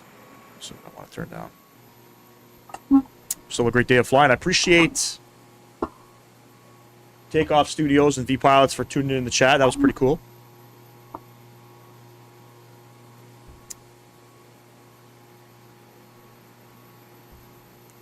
Straight ban. Donut got a straight ban. The guy had his fucking chance to get his shit together.